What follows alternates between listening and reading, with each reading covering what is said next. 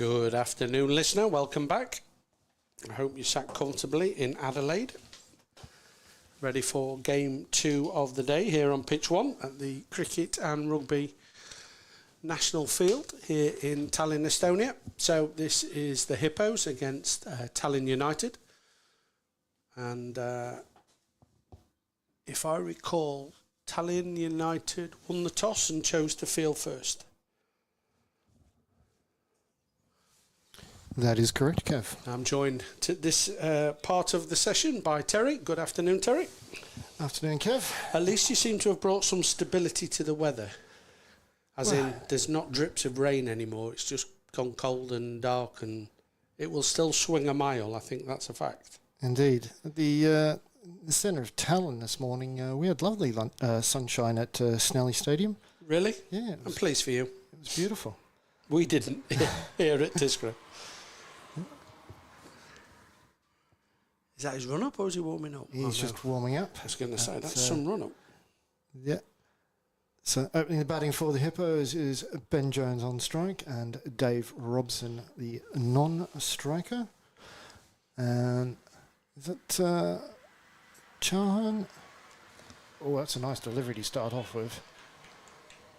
Outside, and just so there's a little bit of that swing that you were mentioning, Kev. Yeah, there was some prodigious swing this morning. Don't know if the conditions changed might make a difference, but looks from the first ball like much of the same.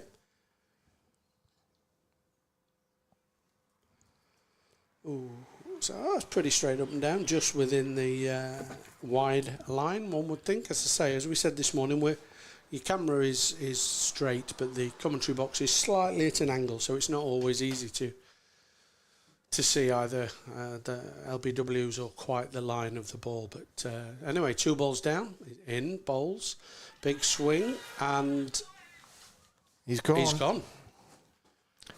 So Ben Jones departs without scoring. That's a big breakthrough from United. 2 dots for Ben today. 2 ducks for Ben today. Caught behind there.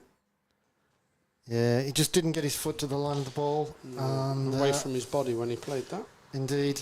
So, head was not over it. And the outside edge, and it carries through to the keeper for a pretty easy take. And hopefully it's just a little bit of a delay of why the live score is not on your screen at present. Outside edge, and carries through.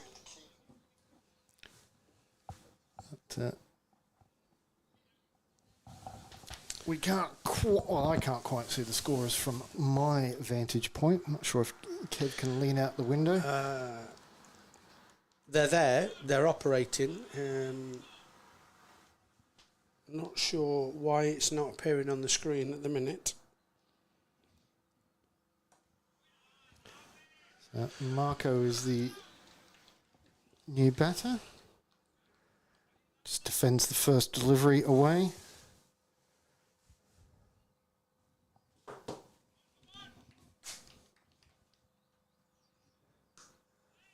Pushes this one into the covers for another dot. Looking good for a wicket maiden. Indeed. That will be a fantastic start for United. Their first match of the T20 League. The Viking Security Eesti Premium Liiga.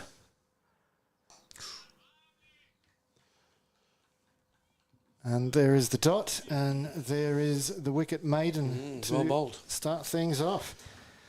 Good over there for United to start off. The wicket of Ben Jones, and no addition to the scoreboard. No. So, 19 overs to go. That would suggest that we're in for another low-scoring affair here after the first match this morning. Yeah, I think I think Hippos probably edge it slightly in the fact that they've already played a game with these balls, because they are swinging quite a lot. But maybe United were watching the game this morning on the stream and therefore know themselves. But Well, the fact that they chose to bowl first does indicate that they have learnt something from the morning match. So, Robbo plays it off his hip. And that will be the first score for the Hippos off the bowling of Ash. Leg bite. I think I've got an idea of what the problem with the live score is. It's down. It seems that the issue was with Crick Heroes, not with our stream or not with the app scorer. So at the moment, it's not reachable. So you'll have to bear with us while that technical issue is lobbed that up. That's going to be 1 to Marco. Yeah, I only saw about a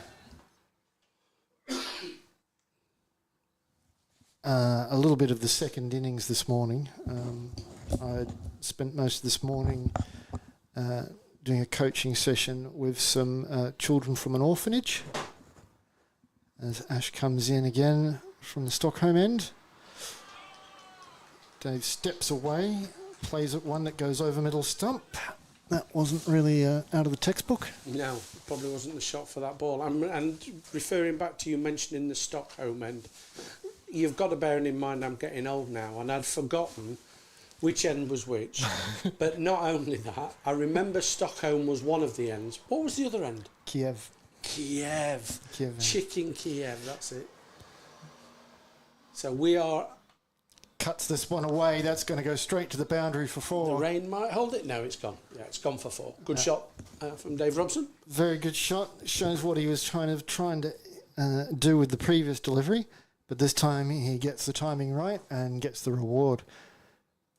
I did say I thought my limited geography knowledge would Stockholm, as I could remember, would have been that end. But for the life of me, I couldn't remember what this end was. But Kiev end, that's it. I remember now. Yeah, I don't know if it's just me, but Crick Heroes site is just not accessible at all. So that's probably why the live score is not up. I can't access it. So via Crick Heroes. That's gone. Yeah, that's too short. That's pulled away. That's 4. 4 more to the total. Short, outside, off stump. Basically sat up for Dave to dispatch, which he duly did. I did see yesterday, actually, on LinkedIn, coincidentally, that according to Crick Heroes, they've just been awarded some Dun and Bradstreet Innovative Startup Award. So maybe they're still partying. I forgot to turn it on today. Party's so hard they brought the site down. They broke the system, yeah. Anyway, in he bowls and Dave goes again. There is 2 fielders swooping round. They'll definitely come back for 2. Marco will definitely get 3. And Robbo's now accepting of 3. And 3 runs backed up, so no buzzers. So 3 more to the total. I have to say the 3 looked considerably more comfortable for Marco than it did for Dave. And he's stolen the strike. Good counting. Nice. Did the coaching go well this morning? Yeah, Terry? it was introductory to cricket for, as I said, a group of children from an orphanage, ranging in ages from 6 to 16. Nice. I was there running that with Miriam and Victoria Frey, and the kids loved it, and the supervisors from the school loved it, and their only question at the end is when can we do When's it again? The next one? Brilliant. Yeah. Mission completed. So in bowls to Dave, very stylish, but doesn't go 5 yards from the wicket, straight to the fielder, but it looked good. And I, unfortunately, cannot see far enough to know who they are, so I'm reliant on Terry telling me who this is. I know it's the same bowler as the first time, but I don't know who it is. Is it Jahan? Shakil Chauhan. Yeah. The Sahal's brother? Sahil's brother, yeah. So after 2 overs, 13 for 1 was the score. So I've as we don't have a live score and we can't get anything off Crick Heroes, I've messaged the scorer and asked them to send me the score after every over. Nice. So, What would be interesting, if you are out there listening, you can put your score in the chat, what you think it is, and we'll tell you if you're right or wrong. yeah. See if you're any good at multiplication. Multiplication is the name of the game. So, no runs off the first part of this over. 2 big swings and misses and a lovely drive for nothing. That's straight to the fielder. Oh, misfield, so they will take 1. Straight through his legs. And his hands first, and then his legs. So what I would do, Terry, you said how well that had gone this morning with the children, an introductory course. You want to get him on the long barrier introductory course. Indeed. Yeah, there's many an Estonian player who could do with something of that. That'll run away, I think, down the leg. There's a guy. Oh, there is somebody there. Swoops round.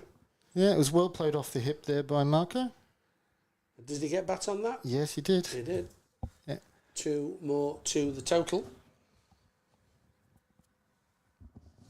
So looking forward to you guessing what the score is after the 3rd over. As it was 13 after 2 overs. Oh, he's done well to put that there from outside the off stump. Indeed. Invention. And also done well to not play on. Yeah. 1 more to the total brings the 4th over to an end. Get your answers in now. 3rd over, I believe. Sorry, 3rd over. Yeah. Correct. Sorry. Yeah, we've had 2 from this end. Yeah. From the other.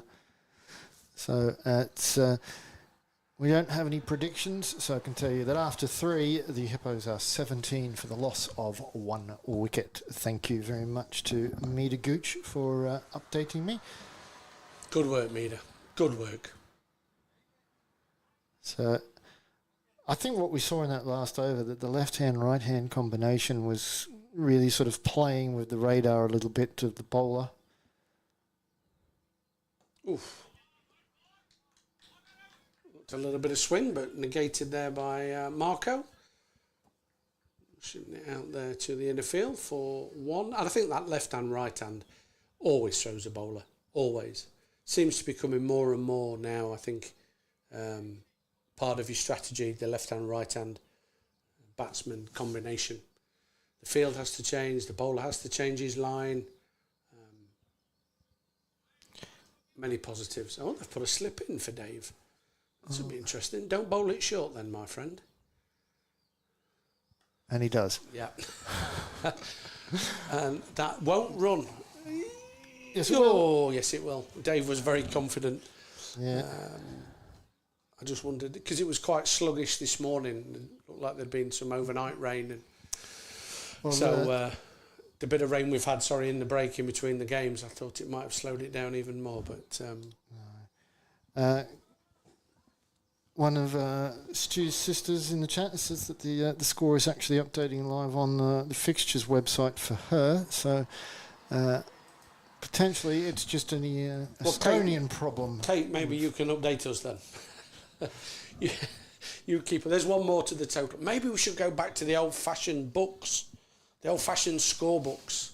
We still have one scorer using the book and one using the app. Yeah, which is the right thing to do, given that the app's very up and down. But I can't see it. It's not coming through on our stream at all, is it? So that's why we can't see it. And I know Terry's got his laptop out here and doing all sorts of things, but still not getting anything. Yeah, it's the fact I can't even get Crick Heroes to You've got Wi-Fi switched on, haven't you? Yes. That's why I've got this. I'll do my customer support bit. Have you turned it on and off, sir? Let's have 20 minutes of basics. Have you turned it on and off, sir? Okay, please press this button, then that button, then the other button. Now what's it doing? Okay, restart then, sir. Anyway, sorry, back to the action. 17 for 1, says Kate. Was she right, by the way? Yes. Oh, okay. So, Marco on strike. That's down the leg side. That'll definitely be 1. Marco could push for 2 here. And Marco does push for 2. Yeah, 2 leg buys there. Running to the danger end was always comfortable for Marco. So the guy they moved into slip, they put him there for one ball. and now he's deep fine leg or whatever he's gone to. Kind of a gully. Oh, has he gone to gully? Sorry, not for Marco. He's not. He's, as you said, he's... I thought he was down He's here. a straightish square leg. he's just here. Okay, so just for those who don't know, in the score box, there's two chairs, and in some areas it's slightly blinded by the actual score box itself, so I couldn't see him. But yeah, we've each got blind spots. Yeah, that the other does not. But luckily, I can see Terry's, and Terry can see mine. Anyway, end of the over. So please, Kate, what's the score? Thank you. But they seem to have stabilised a bit now after that early Ben Jones wicket, Terry. Indeed.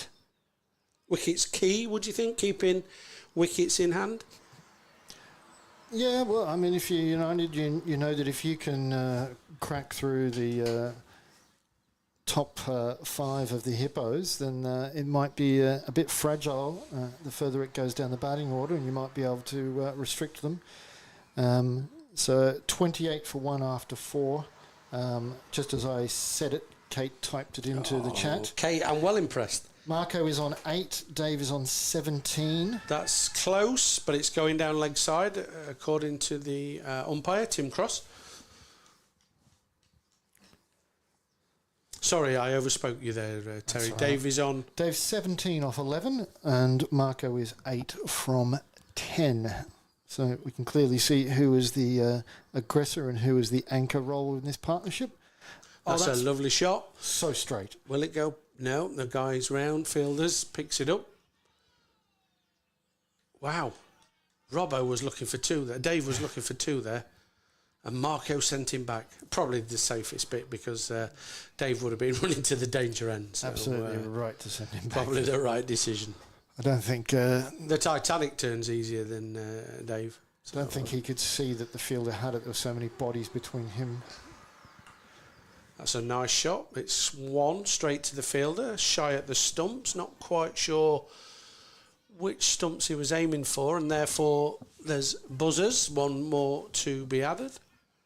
What is this problem that people just seem to aimlessly aim at the stumps all the time? What is the thinking behind that? I saw it quite a bit this morning. I saw it a lot last year. What's the...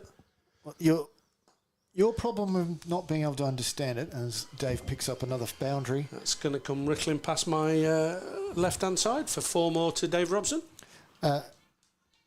You're thinking that there is thinking involved. There's no thinking involved. That's why it happens. That's what the problem is. It's over-eagerness. It's nervousness. It's just excitement of, oh, I've got the ball. I need to do something with it. And no, you don't need to do something with it. No. A lot of the time, the best thing to do is to hold on to it. Yeah, exactly. Oh, that's gone over the top. Still get it in. Oh, I'm not saying hold on to it, but I'm saying why just aimlessly throw? No, you should always be throwing to a person.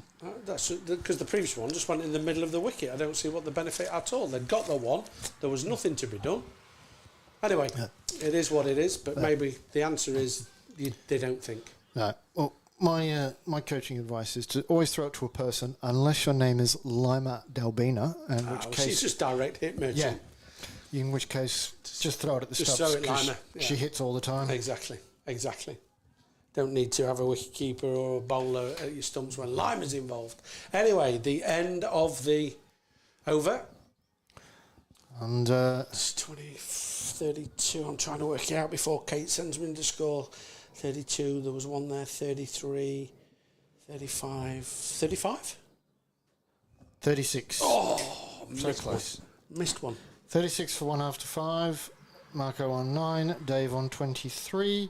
Shaquille is 1 for 11 after 3 overs with that 1 maiden. And the Travis Beswick Meteorological Service has informed me that his prediction is that in about 15 minutes, the rain that has been threatening is actually going to hit us. He is 90% sure that in 15 minutes there'll be enough rain hitting us that will be off for at least an hour. So Wow. we can test his weather forecasting skills here. But Okay. he is the man with the most... 15 minutes, did you say? Yep, the most experience of the ground and the weather conditions. So another change of bowler. Not sure who it is, Terry. I can't see that far, but it's a dot ball. His first ball. It's Rahul Sagar. Okay. I think it's the Sagar. Is it the last name? Yeah, it's definitely Rahul, number 66. Trundles in. Nothing wrong with that's a wide. Yeah. And extras.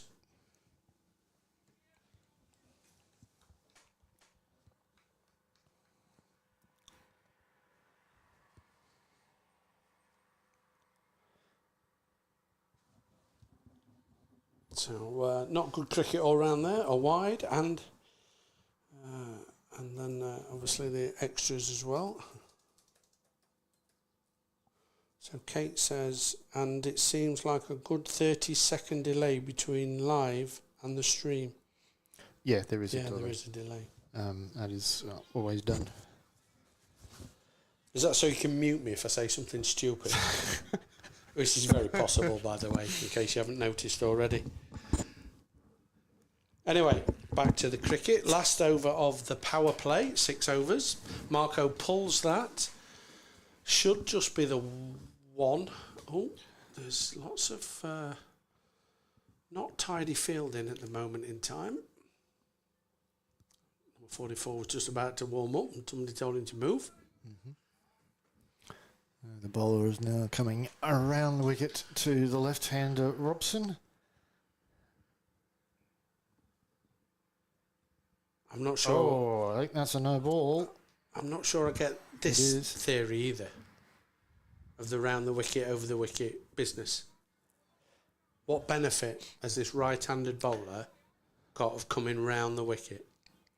Most bowlers in this sort of level of cricket do it because it's what they see on TV. But the reason why those guys do it, as professionals do it, is because they practice doing it.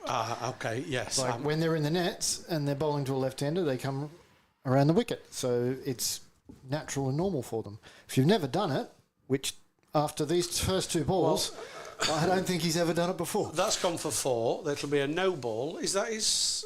Oh, his first no ball was off the pitch, yeah, wasn't so it? it wasn't 2 for height. So is it 2 for height where you are removed, or is it 2 your final warning? You get a first warning. Yeah. So that will be his first warning. That is his first warning. Yeah. Then it should be. I haven't seen the umpire give the warning. He should be informing the batter first and then the bowler. He is madly writing down something. But, you know, it is a first warning, then a second and final warning, and the third you're off. Okay. If the umpire... so is it free hit? Do we get free hits? It was already a free hit because of the off the pitch. And so the free hit just continues. Okay, but does he... Oh, my days. And that will be another one. And that'll be catch, but it doesn't matter. It is caught, but it doesn't matter because it was a free hit. And look, like the fielder who took the catch was thinking, hey, I've done something great, because the keeper was desperately telling him to throw the ball. That's another no ball, though, or not? Was that one? Should be. I didn't see it get... That has to called. be another no ball. Is he checking? The umpire is having a conversation with the bowler now. See, nothing but entertainment here in the Estonian cricket. Don't take your eyes off it for a minute. Might not necessarily be because of the high standard, but... Oh, no, I never mentioned standards. I just said entertainment. Yeah, definitely entertainment. Oh, he's off. He's finished him. Yeah.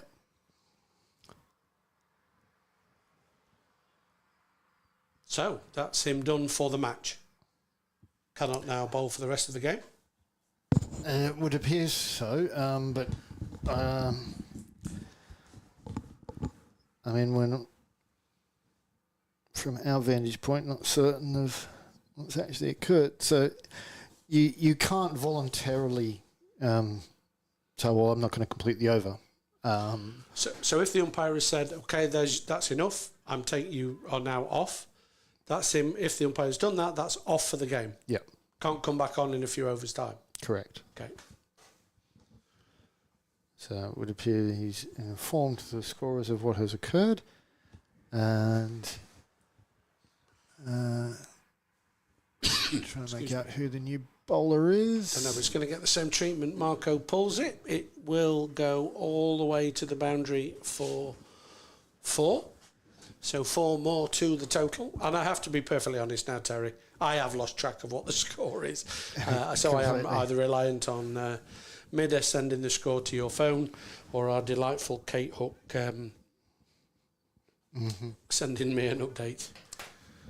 And so this guy now can only bowl this amount of balls. Is it effectively one over for him? This will count as one of his 4 over allocation. Yes. Yeah.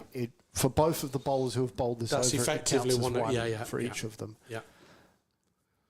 Okay, so he's in, bowls. That looks a good line, a good length. Got a bit of swing actually there. But they push through for 1 more to the total. Oh, does he give that a bye? No. No. I thought he put his hand up. Okay. He's just indicating to his colleague that there's 2 to come. Ah, yes. Yeah, I can't make out who the bowler is. I know who he looks like, but he's bowling right-handed, so it's not who I was thinking of. Thank you, Kate. Currently 52 for 1. That's straight to the field.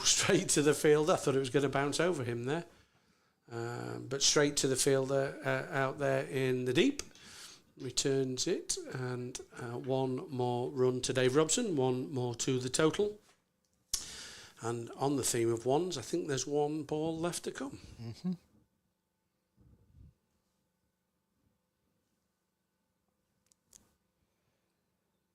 So he's in, Marco facing. Good line, but he's took that away. Very simple singles all round, which is good cricket from the Hippos. And just to advise, not obviously those who are not here, but the Hippos have a barbecue this evening, and they've just fired it up, and it looks like there's a fire over there, but it's the barbecue. Big, huge barbecue being started. So if you see smoke appear, that's why I'm telling you, don't worry, it's just somebody's fired the barbie up. And it wouldn't be a summer's day without a barbecue, would it? Apparently it would be a summer's day without a sun. Well, yeah. Listen, we had 2 weeks when we didn't expect it. The last 2 weeks, so let's not push our luck. It did feel like July. Oh, I've got an update. 55 for 1 from Kate. That must be the end of the over, I think she's telling me. So 55 for 1. Hopefully Terry will get the individual breakdowns. Well, I've managed to get onto the Crick Hero site on my phone rather than on the laptop. The laptop it will not open.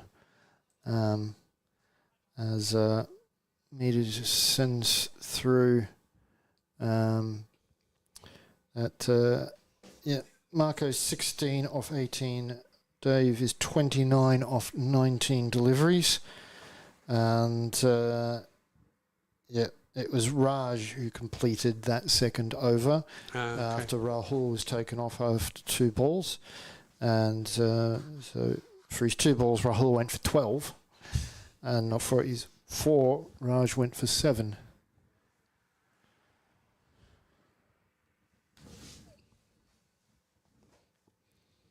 Okay, so start of the over. Oh dear, that could be another high one. No ball. This is Ayush bowling. Marco's annoyed because he thinks he's missed out, but he'll get another, or the team will get another go because you get to re-bowl it, and it's a free hit. Mm-hmm. So let's see if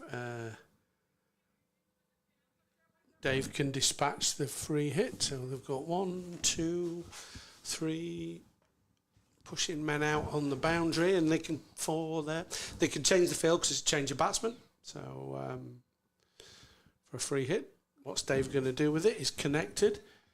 It's misfielded, but they still should only get the 1. They do come through for 1, so not an overly expensive free hit in the end.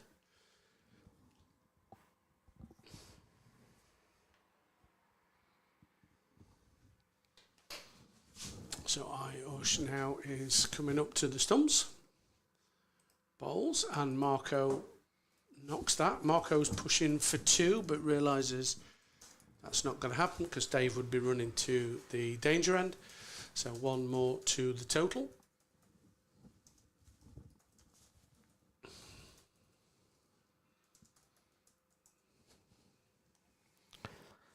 Right, and I've now got the live score working on my phone, so we can.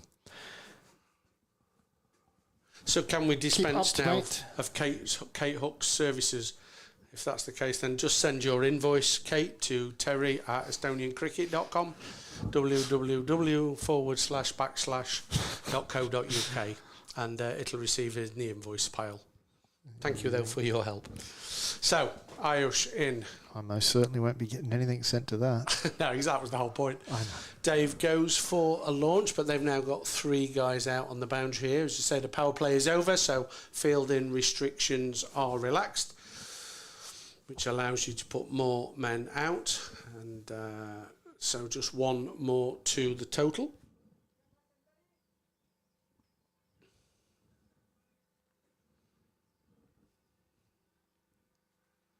So here comes Ayush into Marco. Outside of off, Ooh. Cuts away. There's a fielder underneath it, and he spilt it. He had 2 grabs at it.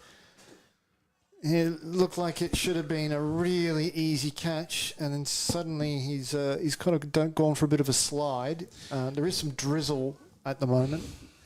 I think you're being nice, Terry. That's shocking. And it looks like, I think I mentioned it many times last year, and we'll come back to it. The fielding standards. Let's come back to it after this ball. Ayush is in. It's a funny run-up. Doesn't look very fluent. That's a huge strike, but there's a guy out here. It's Shaquille, and he takes it. Yep. Takes the catch. That's a much better catching in many departments. He got there, he set himself, and he took it really well. Yeah, So, he did everything right, yeah. and that is why he holds on to it and gets the second breakthrough for United to remove Dave Robson, who was going along very nicely. He has been dismissed. Caught Shaquille bowled Ayush for 31 runs off 23 balls with his 5 fours.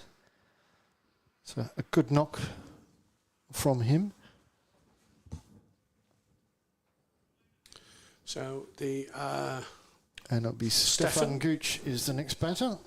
He's joining Marco. Kate says, noted. Thank you for your business. No, thank you. Excellent services. And if ever I need anybody to relay the score from a streaming service, then rest assured, Kate, yours the first name I'd recommend. So Stefan batted very, very well in the first game this morning. Held the innings together. Ended up not out. I'm not sure what the debate now is. They're trying to work out who should be on strike because it was the end of the over. Okay. With 7 overs completed, 61 for 2 is the score. So I'll say that's under par, but I think also we have a lot of players making a big adjustment from T10 to T20.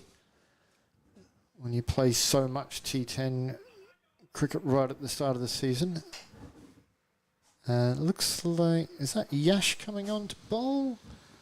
It is. Yeah, Yash will be taking over the bowling duties from the Stockholm end. It's a good job you can see that far, Terry. It's just another guy in a blue and black shirt to me. I'd recognise Yash's smiling, happy face anywhere. From 100 metres anyway. Maybe I should get some binoculars the next time I'm... if I'm asked to come and do this again, then maybe I should bring some binoculars with me. And then I'd be able to tell you who was who. No, they don't all have names on the shirts, though, do they? Some have numbers. No names, only numbers. You just got to get... more used to the individuals. Yeah, true. True. So the Rahul before that, this was his first T20 match, but I remembered him from the T10. Okay, tournament over the last couple of weeks. So Marco pulls that out. It's definitely... Marco will be looking for 2. There should be 2 there. Yeah, comfortable. Nice. So 2 more to the total off the first ball of the over.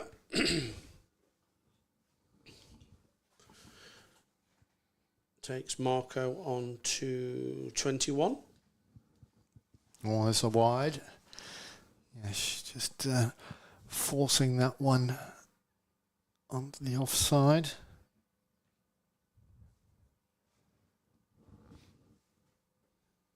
Comes in again to Marco. He's there That's in the same another area wide. again. He's just trying to go too short. He really needs to pitch it up a bit. As even if these short balls weren't going wide, I think Marco would be dispatching them.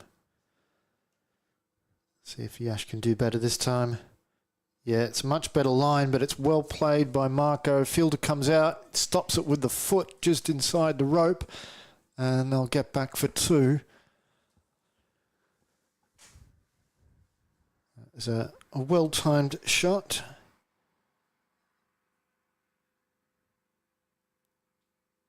As the lightning continues here at Tiskre, the lion's share of the grey cloud is all behind the camera. As more thunder rolls in, it's much brighter in front of us. And it's a repeat of the previous delivery. The fielder out there is able to come in and cut it off earlier, but they're going back for the second. And if the throw had been a good one, there could have been some pressure on Marco, but it was wide. So they pick up the 2. And Stefan Gooch's knee will be greatly appreciating back-to-back 2s. And that is wide. So a quick update on the weather. I've just put my head out the commentary box. As Trav said 3 minutes ago, it was going to lash it down.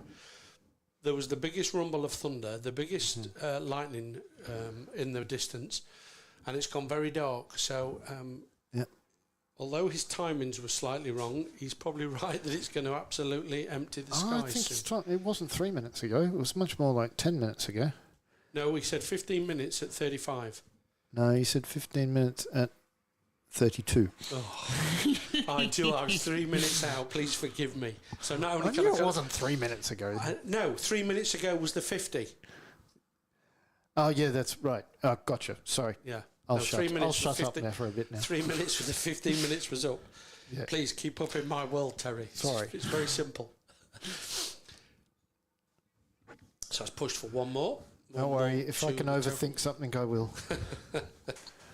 And if I can underthink it, I will. Or not even think about it.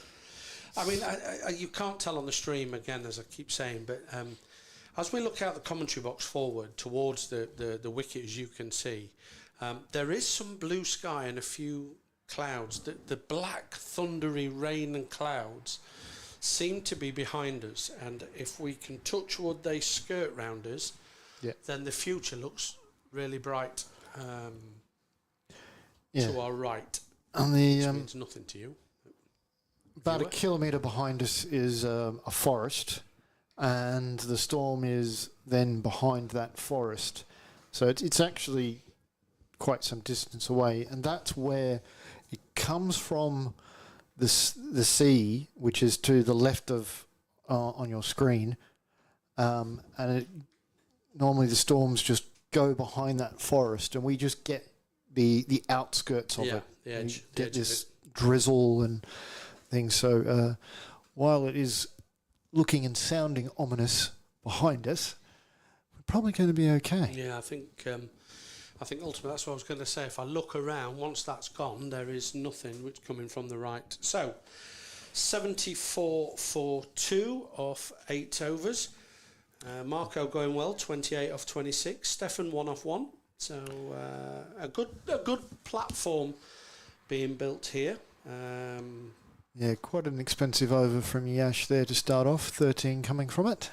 You can't see out on your screen, but just out of shot on the screen, the umpires are together. They're probably going to appear anytime soon. They have just been discussing, by the looks of it, that weather that we've just referred to, and I think they're both comfortable that it is going to skirt a kilometre behind us and round, so everybody's safe to carry on. As I say, it was really good from the umpires, because when I just went out to have a look, there was some lightning, some big rumbles of thunder. They have to take safety into account as well. So, but I think right decision is made, and the game will continue. Yeah, the standard operating procedure is that if you see lightning, you must go off and you stay off for 30 minutes until you don't see lightning. But the local knowledge trumps that here, as we know that the storms skirt us. Yeah. So this is why they're staying on. So that's out. They've got a boundary rider. There's definitely two. Marco would probably want three. I thought he would. And I think Marco would have got three, as the ball just appears in shot now. Not sure Stefan's knee is up for three at this point in time. The twos are going to be really putting a lot of pressure on it. So Ayush coming in from the Kiev end.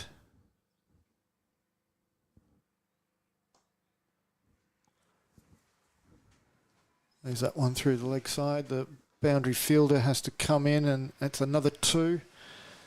These two racking up the twos.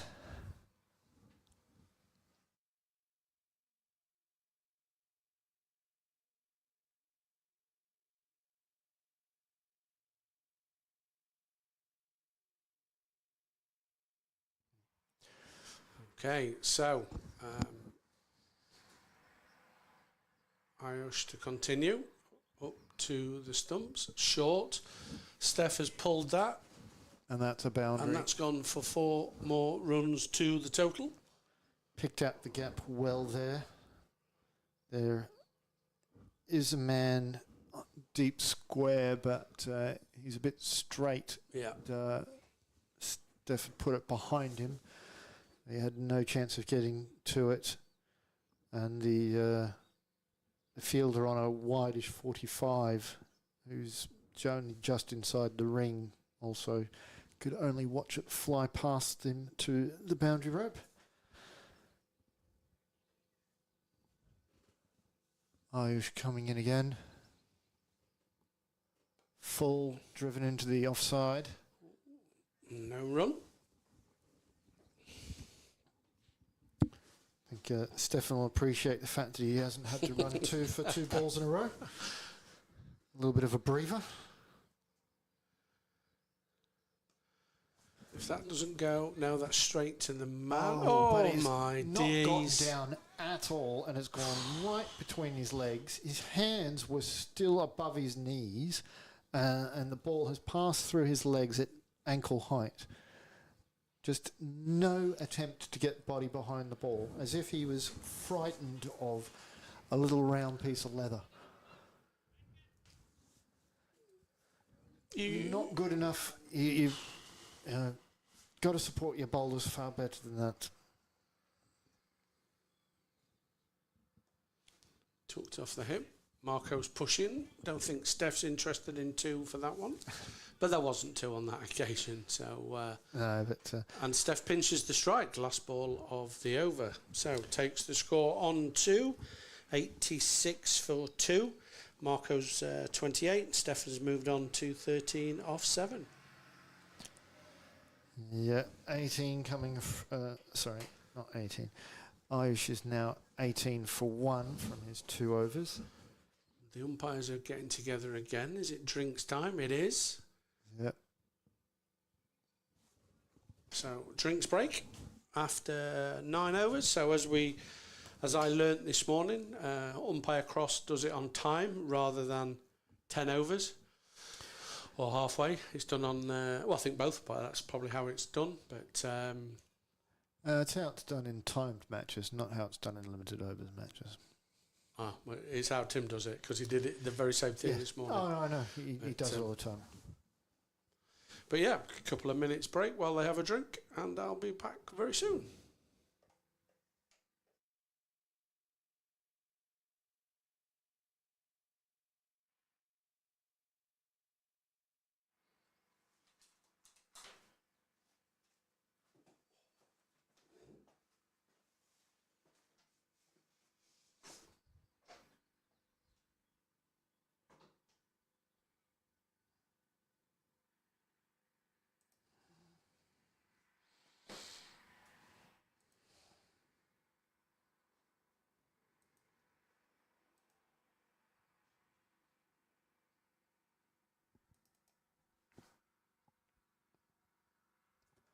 little bit of a breeze has picked up now, and the light has definitely changed. It's almost like dusk.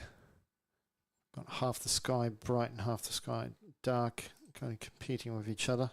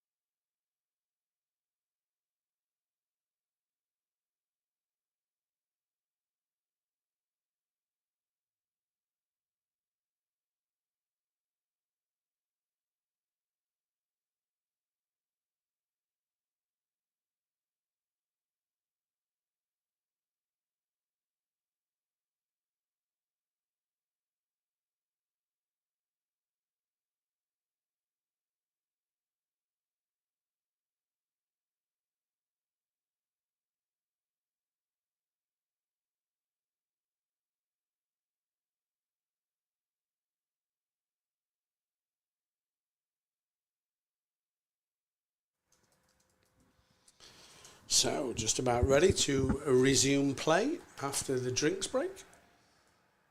Just in case you're wondering, the Hook family, I can see Stuart padded up, so not that I'm sure you're wishing for a wicket to fall, but I think Stu is next in, so hang on in there, he'll get his chance.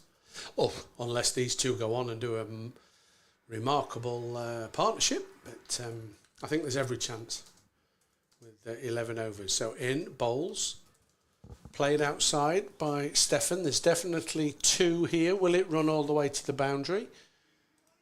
No, the gentleman stops it just inside the boundary. They've gonna run 4. Was that 4? That's an all-run 4, as Gucci is now testifying as he's over getting his breath back. So an all-run 4. Always interesting. I can't think I've ever run an all-run 4. Oh, I have. Have you? Yeah. Oh. I've run 5. No chance. Yep. Playing on 70, 75 metre boundaries in Australia, and He's pulled that, but there is a gentleman there. He's rushing round. Another one stopping with the feet. But they do get 2 out of that. Sorry, Terry. Sorry. Running 3 off the initial and then 2 off the overthrow.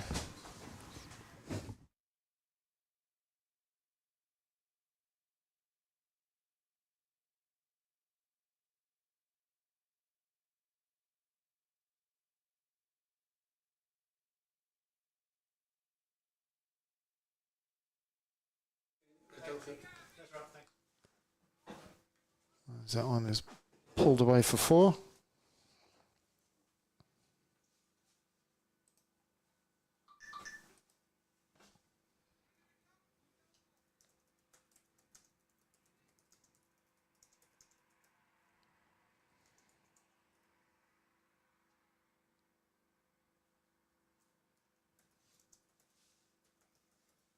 the bowler in, bowls. Again, Stefan just plays that out. Very simple and easy 1. Very simple and easy 1 there to Stefan. Just nudged out onto the onside.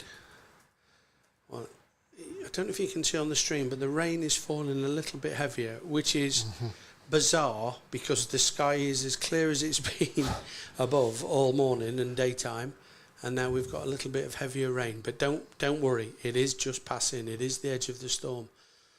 Yash beats the outside edge of Marco there.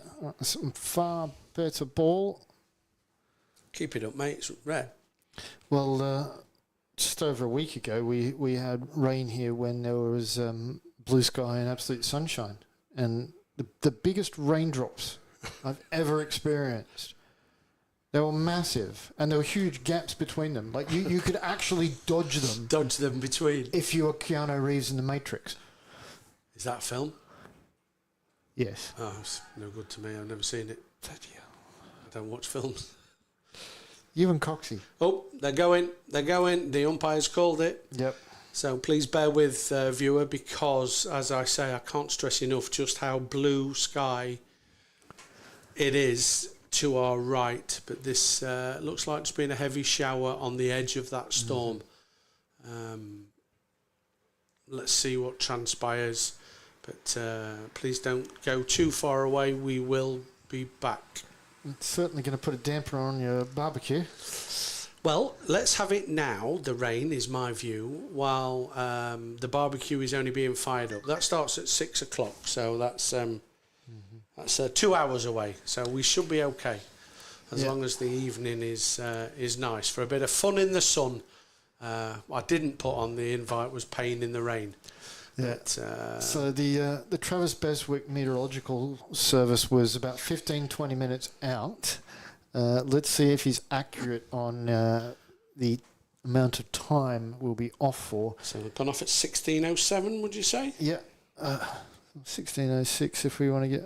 Okay, yeah, you and your timings. Yeah. See, a minute, it's a long time for me, is that, Terry? Yeah, you got to... It's important for the calculations of... It is if you're umpiring. The overs. But I'm always umpiring. Yeah, well, I'm not, you see. It means absolutely nothing to me. So... but yeah, very important. A minute could make all the difference. Yeah, it's very steady. It looks very set in. It does now. Is even stranger considering how light the cloud is that's above us. It's insane. Well, look there. It's just all blue sky. Yeah, to the right, right above us, it's thin, like very light grey, and behind us, it's just black almost. Yeah, it is black behind that. I will definitely agree to. So, what's the rules now then? How long? What's the times and what's the outcomes here? What's the scenarios? Oh, it all depends on how long they're off for. So, the situation could be that the number of overs will be reduced for the match, so both teams could end up having only 15 overs, for example, per innings. But as I said, it all depends of how long they're off. As this is the second game of the day, there is a bit more extra time that can be added on.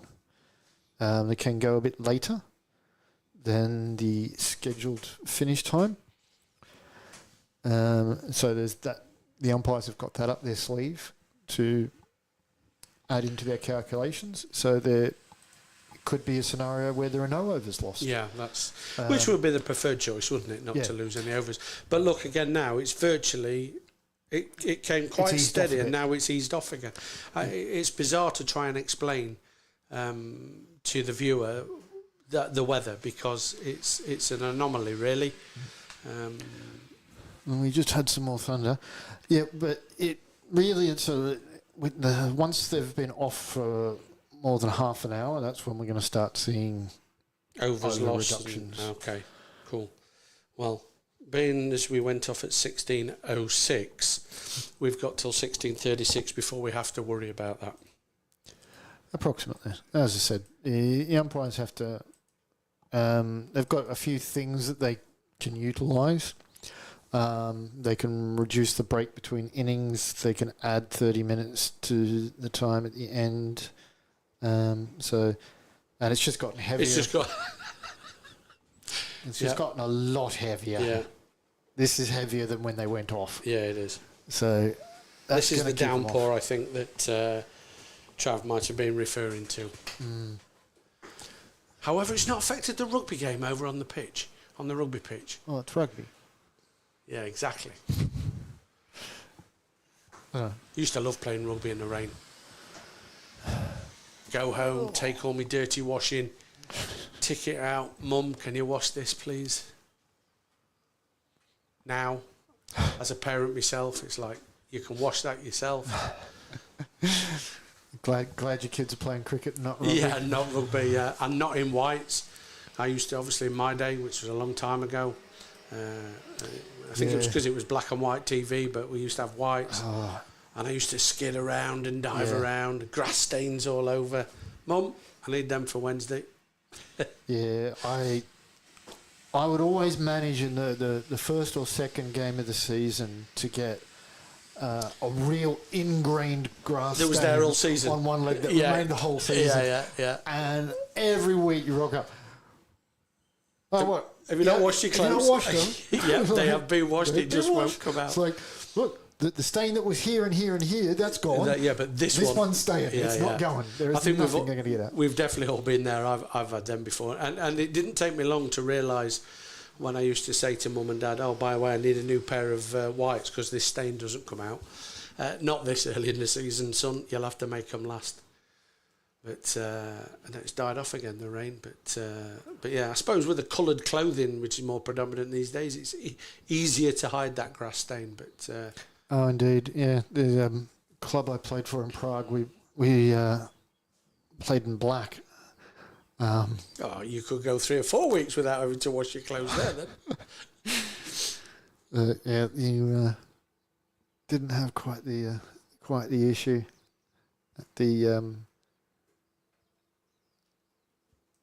When I was an adult, the whites, I would wear them for multiple seasons. It wasn't until they would get a hole before they got replaced. Yeah. Still steady. It's eased off a little bit from the bit we were talking about before. And I've seen lots and lots of people from both the cricket and the rugby go for the shelter of the cars. It looks as though the players are returning on field 2, which might sound surprising that they might return on one field, not the other. But this has happened many a time here.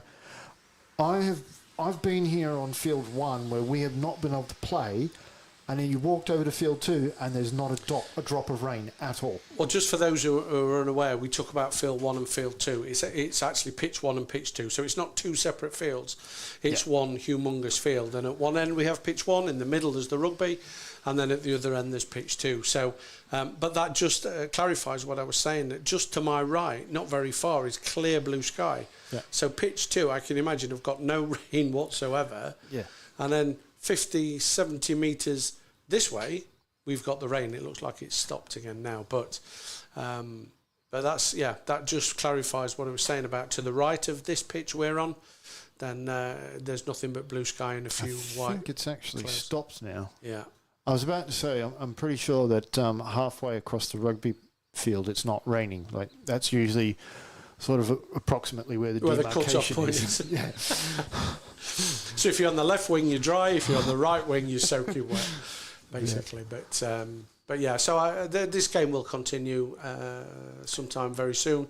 It definitely won't put us off for the rest of the day. The game will be completed in whatever format it ends up being, but hopefully no lost overs. But yeah, it looks like it's virtually stopped. But I think, is that still the rule, Terry, that if you went off for rain, you cannot come back on until it's stopped? Not. It's not as black and white as that. So did it used to be as black and white as that? It did, but there is some interpretation, and this is in particular. So if there's a level of rain that when you were out there, you say, like, no, we're going to keep playing in this. You can make an argument that you could return when it's only that level of rain. You usually won't, because you're worried about how slippery it is. So when you were there, you were saying, okay, this is okay, we can continue. I'm happy with the light, happy with the visibility. But if it got then heavier, you go off, and then it eases back to the level you're on, then the ground's going to be significantly slipperier. So that's sort of what usually keeps you off and waiting for it to actually to stop so that it can dry out. There have been matches that have been played where they have returned when it's been drizzling because they went off on the heavier. Most of those are usually in ECN competitions, and they will play through flood and. Well, the ECN's an entertainment business, isn't it? Really, it's cricket. Yeah. Cricket is just the form of entertainment, really.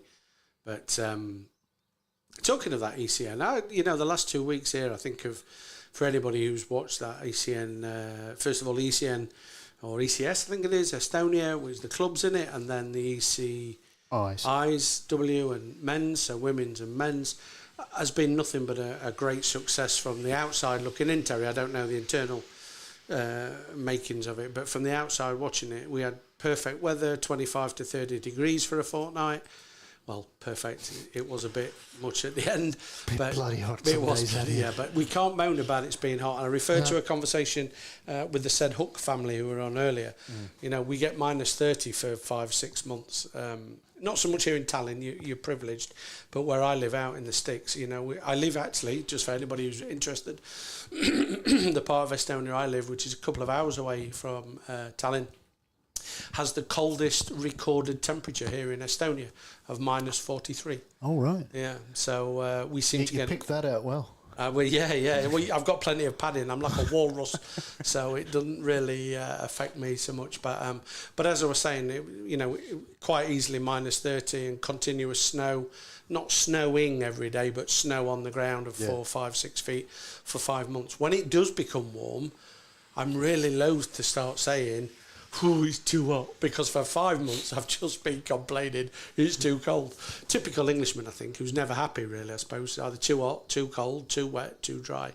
But yeah, back to the ECN. I think it was a roaring success. If anybody saw it, then hopefully you would agree. I think it was good for Estonian cricket. I think it was good in the main for the players. The only thing is, it was a lot. It was quite intense for 2 solid weeks, as you well know. But it's you're preaching to the choir here. I know. I spent 17 straight days out here at the ground, and 11, 12 hours most days. It's very intense. It's a lot of playing, a lot of games, but it was very successful in all capacities. We had some good cricket. We had.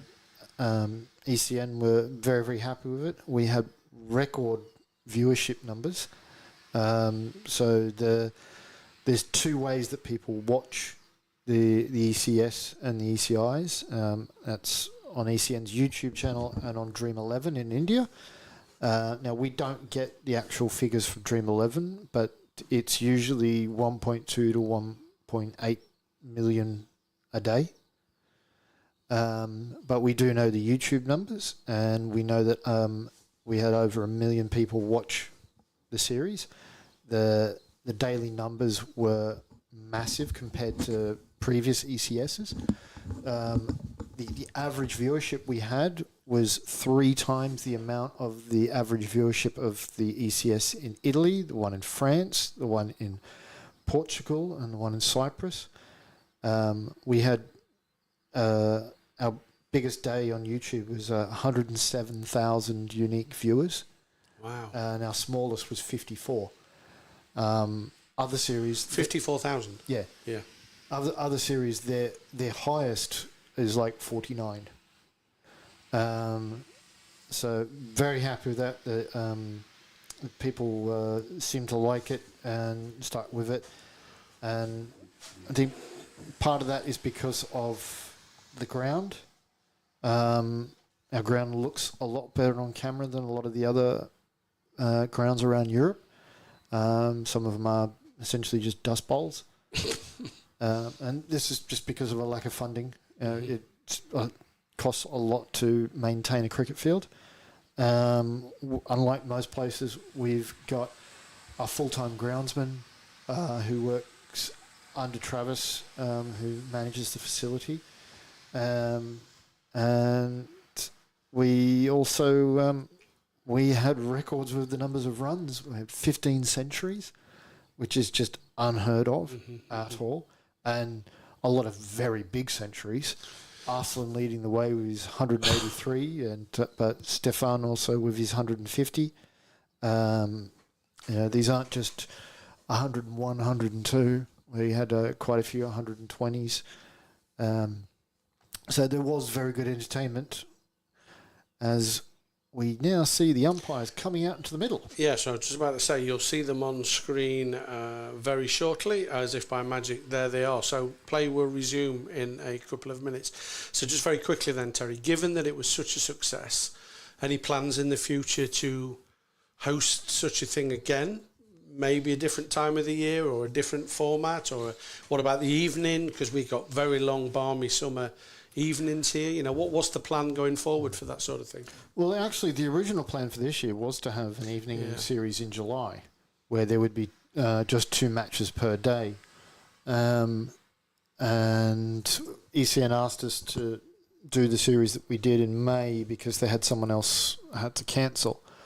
So I'll be having a meeting with them in a few months' time, basically in September, about next year.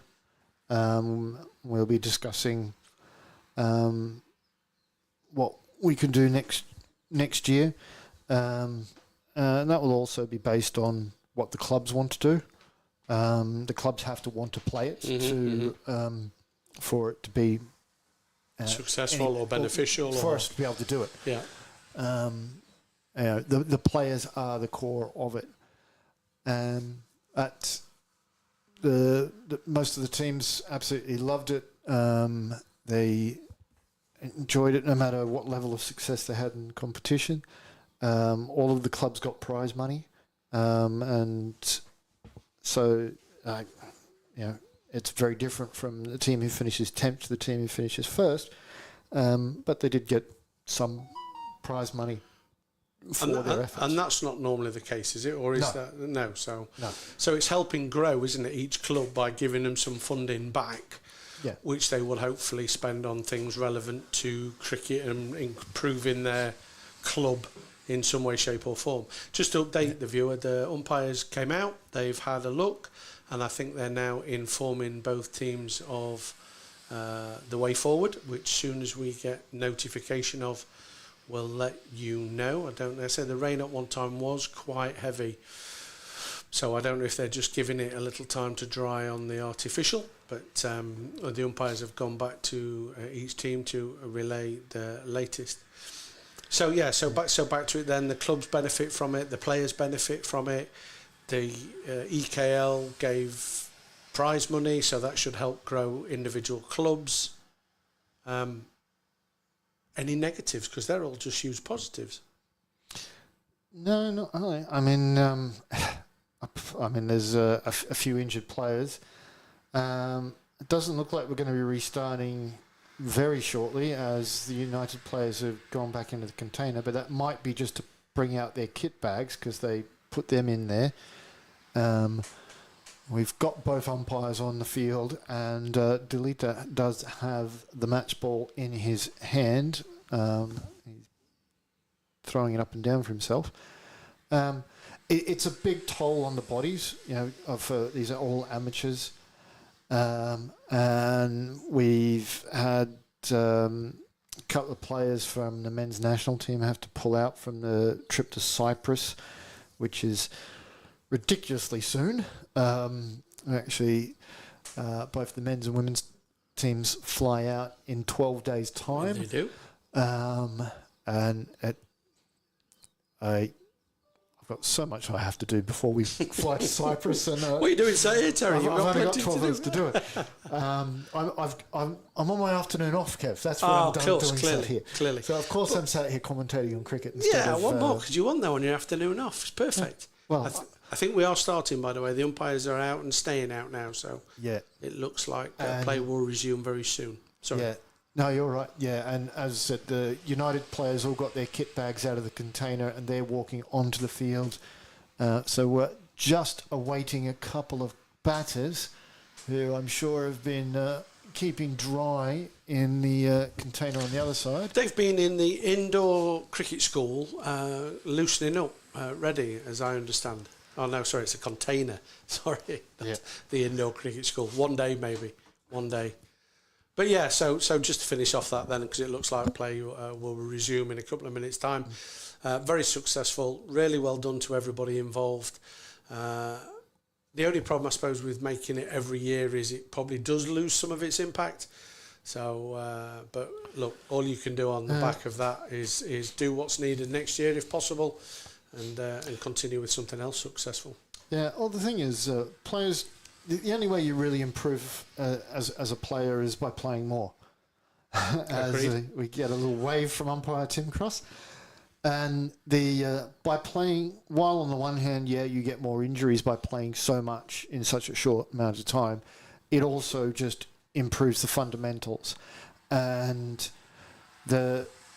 what people may not realise is that the vast majority of the male players here in Estonia that are playing in EPL Division 1 and 2, before they moved to Estonia, they'd never played any hardball cricket. They'd only played like tape ball and tennis ball cricket at home.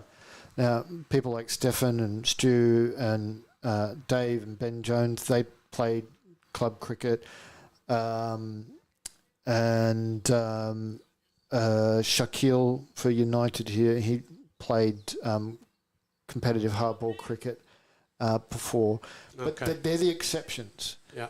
And so there's lots of the fundamentals that just aren't ingrained, but when you play that volume, you start to adopt the better practices, which that's not one of them.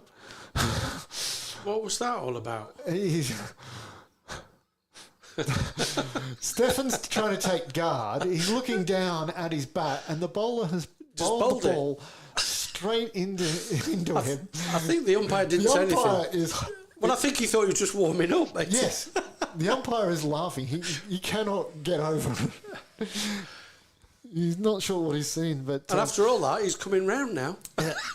But there is a perfect example of what I was talking about, of understanding cricket in more detail. Understanding the little fundamental aspects of the game. And just to finish off then, one very last thing. I think with all those numbers that viewed it over the 2 weeks, which are exceptional numbers and perfect, that just helps us spread the game of Estonia across the world more. Yeah. Hopefully we can use some of it in promo for kids and women and getting more involved, then it's got to be a good thing. So well done, everybody. Absolutely. So back to the game. Resume.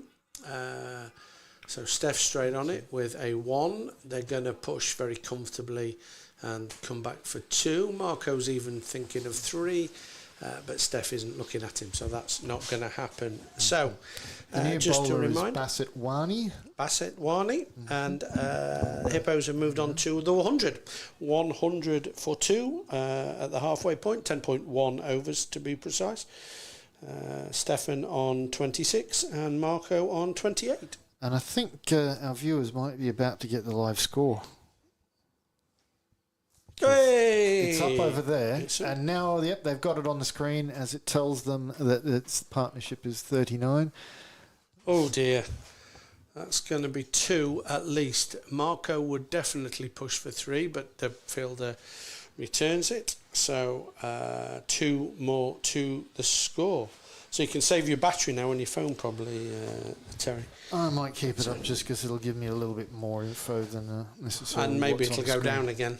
Yeah. But that's a loose one. That's fielded in the loose terminology. It is his ankle, actually. Went through his hands. It is ankle. But just 1 more to Stefan, 1 more to the total. So 103 for 2. Going along nicely. If the Hippos can keep wickets in hand, then from here you'd be looking hopefully to get up to at least the 200 mark. So there's 1 more. Another misfield. I think Marco will go there. There's definitely 2 more. Yeah, comfortable 2 more runs to the total. Again, apologies for not knowing everybody, but this is not the same Tallinn United that was recently in the aforementioned DCN, was it? Yes. Is it? Yes. There's only one. Because, Anurag, the only one missing? No, I meant there's only one club called... Sorry, I meant players-wise. Well, they've got over 20 players and not everyone's available every week. Okay. So, yeah, they're missing quite a few of their good players. Sahil. Anurag, Sahil, Ali Masood, Ali Masood. Bilal Masood, who didn't play in the ECS. Yeah. There's one who comes in again. That's wide. That's wide. no ball wide because it's not even hit the track. That's going to be 5 wides. No balls. 1 no ball, and the remainders will be buys. Oh, my days. They're coming back yet Don't throw again. Again, got it, that's why. So it's just hit the edge of the pitch, and when it hits the edge of the pitch and goes out like that, it is a no ball, and the additional buys as they move. So what was that, 4 then? 3 runs in total? 1 for the buy? They ran 3, so they got 4 then, did they? Yep. Okay. So it's 111 now. And a free hit coming up here. What can Marco do with this? He can push it for 1 straight to the fielder. But a good start following the rain break for the Hippos. Yeah, that's a 50-run partnership up for these two. And I am going to predict there will be no further rain in this game. I don't know what my forfeit is if I'm wrong. So Stefan pushes that out. If it does rain again, you have to go out and dance in it on camera. Do your Fred Astaire. Do you mean dancing in the rain? Yeah. No, it's singing in the rain, isn't it? Yes, but we'll just keep to this dancing. Singing would be too much punishment for us. That wouldn't be fair on everybody, really. The dancing would be bad enough. Never mind adding the singing to it. So the end of the first over after the rain break brings the score on to 114 for 2. Stefan moves on to 31 off 16. Marco moving also nicely, 32 off 31. Went for 13 in that opening over from Basit Wani. See who has got a new bowler coming on from Stockholm End.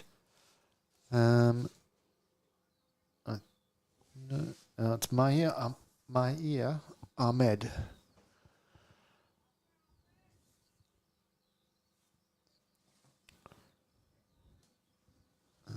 So Marco just surveying where the fielders are placed.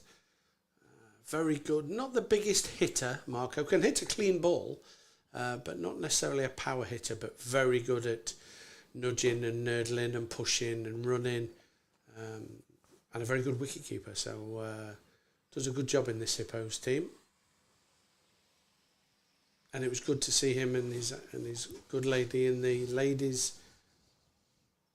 It's a nice ball from the young lad. Good start on the spot, first ball. Well done to Marco, having a look.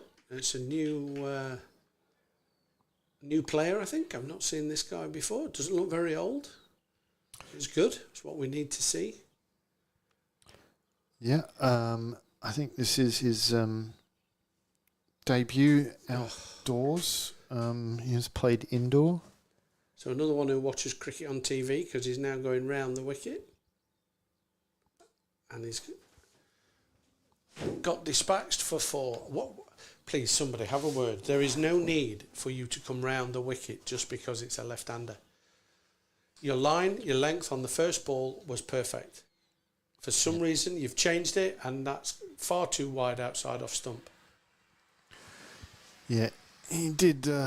He did play a few games in the indoor league during the winter, and this is his first match outdoors.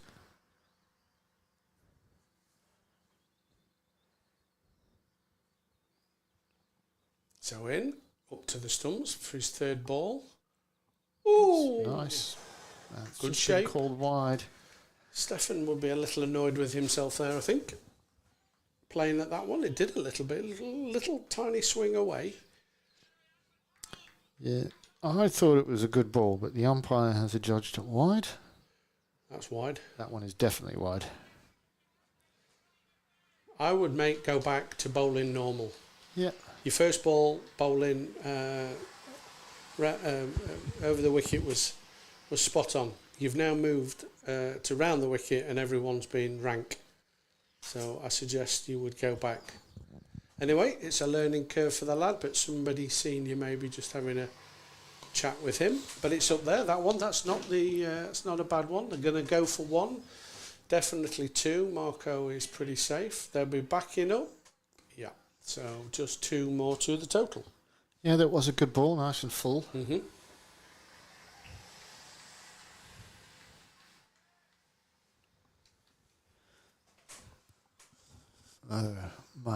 In again to Steph. Full toss here. No ball. I don't think it'll go. It won't. Yeah, just pulling up inside the rope. The batters will get back for two. It's a no ball, is it not? It is called a no ball. Yep. Oh, hang on. No, he was just signalling two for the over. Yeah. So they've adjudged that it was tipping. I do understand that it was quite loopy. It was definitely on the way down when it was hit. And definitely can't see from where we are quite where the angle was. This one is smashed straight back over the bowler's head. One bounce to...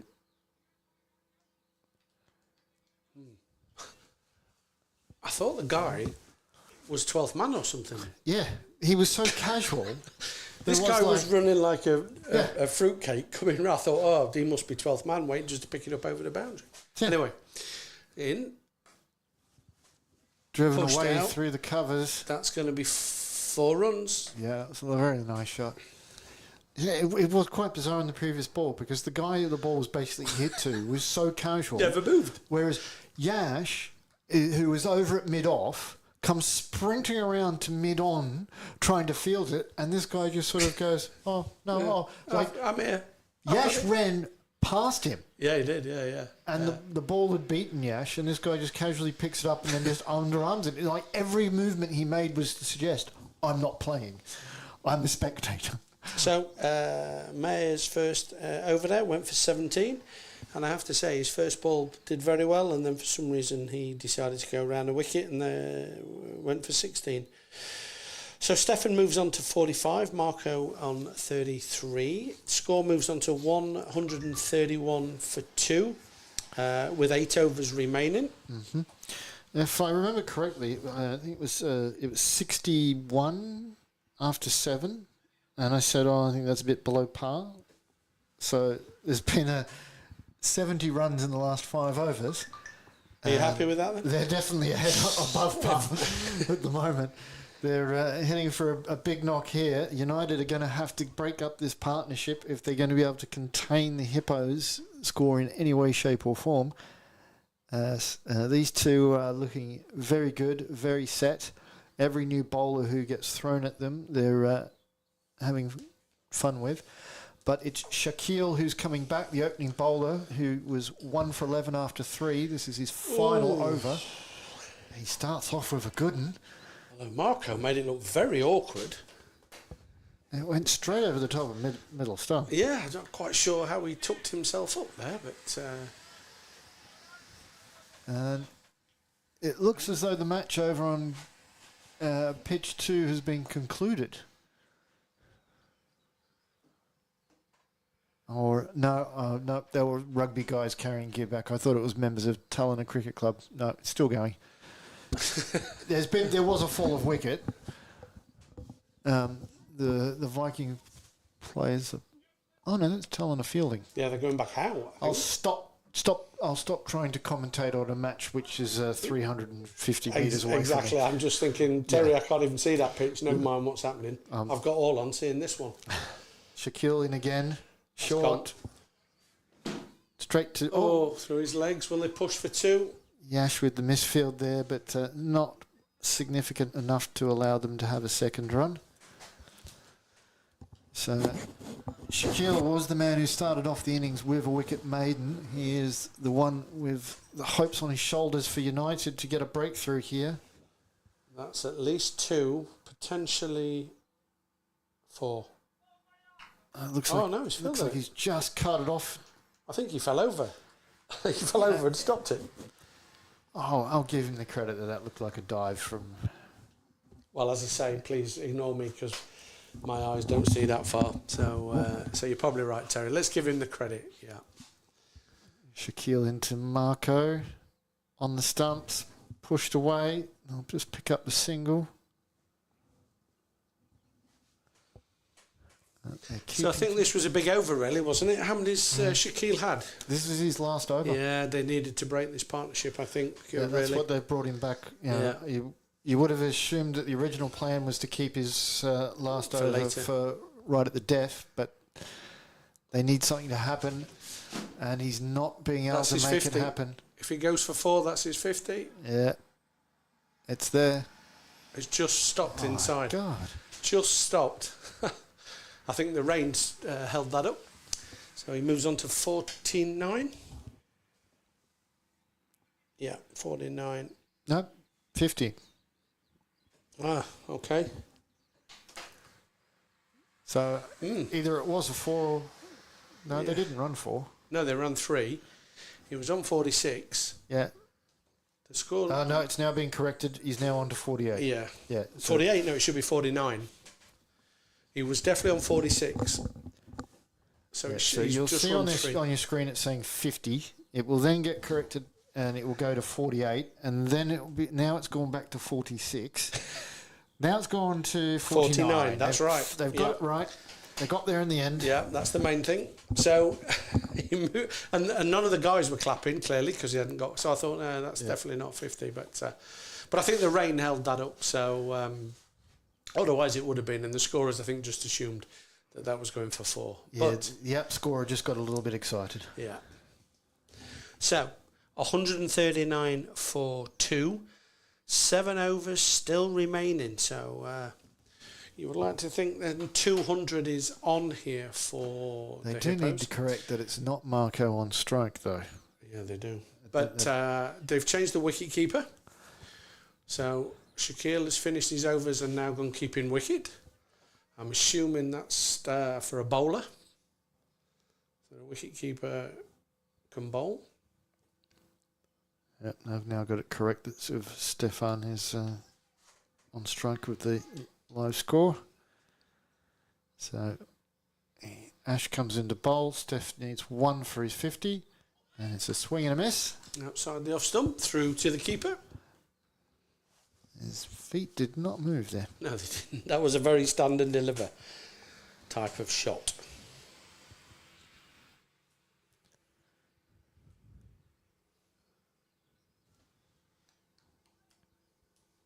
So comes in again. Straight a ball, plays this one off the legs, picks out the square leg. They get through for the single, so that will be the 50. Yeah, and he's getting applause from the team. He raises his bat, acknowledges the applause. A well-played 50 off 25, 6 fours. So dead on 200 strike rate. Oh, wow. Great shot. That will roll for 4. Yeah. Just guides it round the corner. Nice shot played behind him there for Marco. Yep. Marco catching up, can't be far off. So Marco's now on to 37. Perfectly demonstrating there that timing is far more important than how hard you try to hit it. Yeah, definitely. Hippo's total is really getting up there. This is going to be quite difficult for United. They have still got some good batters there, despite a few of their big names missing. Or it's similar, but this time he doesn't get a little touch on it. Give it a wide. Yeah. That's the other great thing about with attempting that shot, that if you get it right, you get 4. And if you get it completely wrong, you get a wide. Yes, no lose scenario. I'd probably move the guy who's Well, I say that. I saw a clip from England of a guy playing that shot, and the keeper moved across, and so he hit it straight into the keeper for a caught into behind. a court. Okay. Was that a professional game? No, this was just an amateur a village game. Okay. Yeah. Yeah. And unlike Marco, when the batter hit it, he turned completely around and then hit it. And so he hit it and looked up and saw the keeper and knew there. what was coming next, straight in. Unlucky, my friend.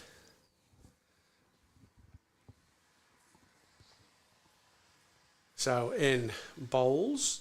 Ooh, big swing, no ding from Stefan. Yeah, it's another one where he hasn't moved his feet. He's got to get over to the pitch of the ball, and he'll be sending those flying.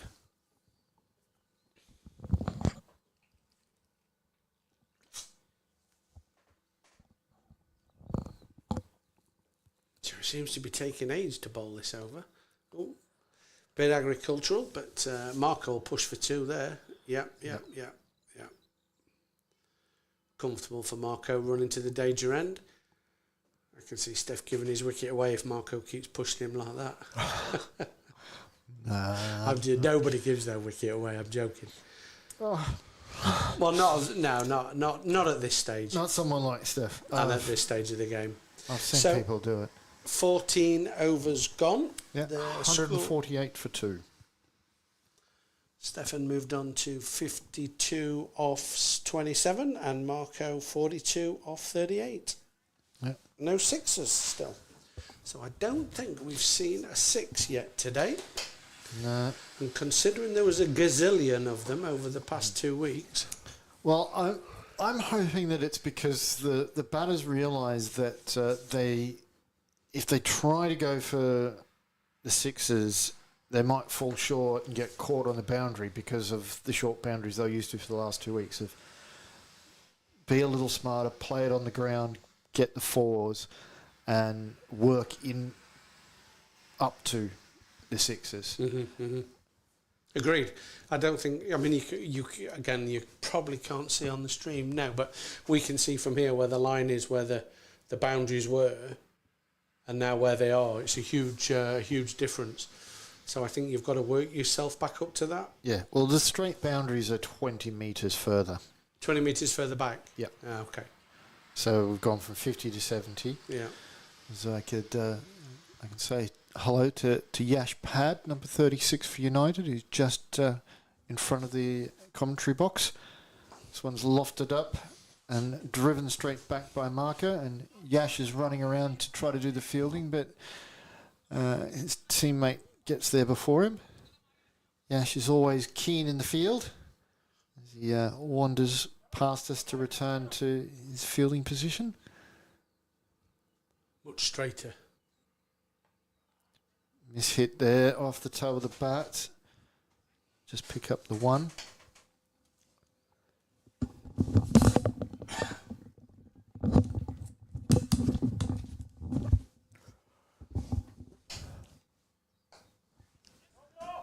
Another one. Projected score is still over 200. Really? 200 would be massive. It'll take some chasing, I think. Yeah, there's a couple of century hitters out there for United, and this is huge. It's not going to be out. Sorry, it's not going to be out. It's landed between two fielders. Should just be the 2 runs. It went up and then it just died. It looked like it, while it was on its upward trajectory, it looked as though it was had it in it to go for 6, and as soon as it got to the peak, it just went straight down. It's not happening. Not doing this today, thank you. Oh, that but this one, that might be. No, it's not going to carry. It's going to fall short. Oh, Yash has just done some footwork to keep it in. If we had multiple cameras like we did last week, we'd be having a close look to see if there was any contact with the rope as he kicked it back in. But good effort. I can't fault the commitment. He goes again. Similar areas. No, that's going to be the same spot. So 2 more. He keeps finding no man's land. He does. But over the last fortnight, that would have been 6. That would have been 16 every runs. single one of them would have been 6s. And in the end, he's got 6 for them instead of 18.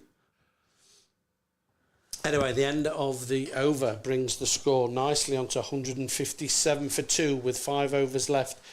Stefan starting to motor now, 59 off 31. And Marco edging closer to the 50 with 44 from 40 balls. Yeah, they're still going at over 10 and over. So the 200 is on. It will really set a daunting total for United.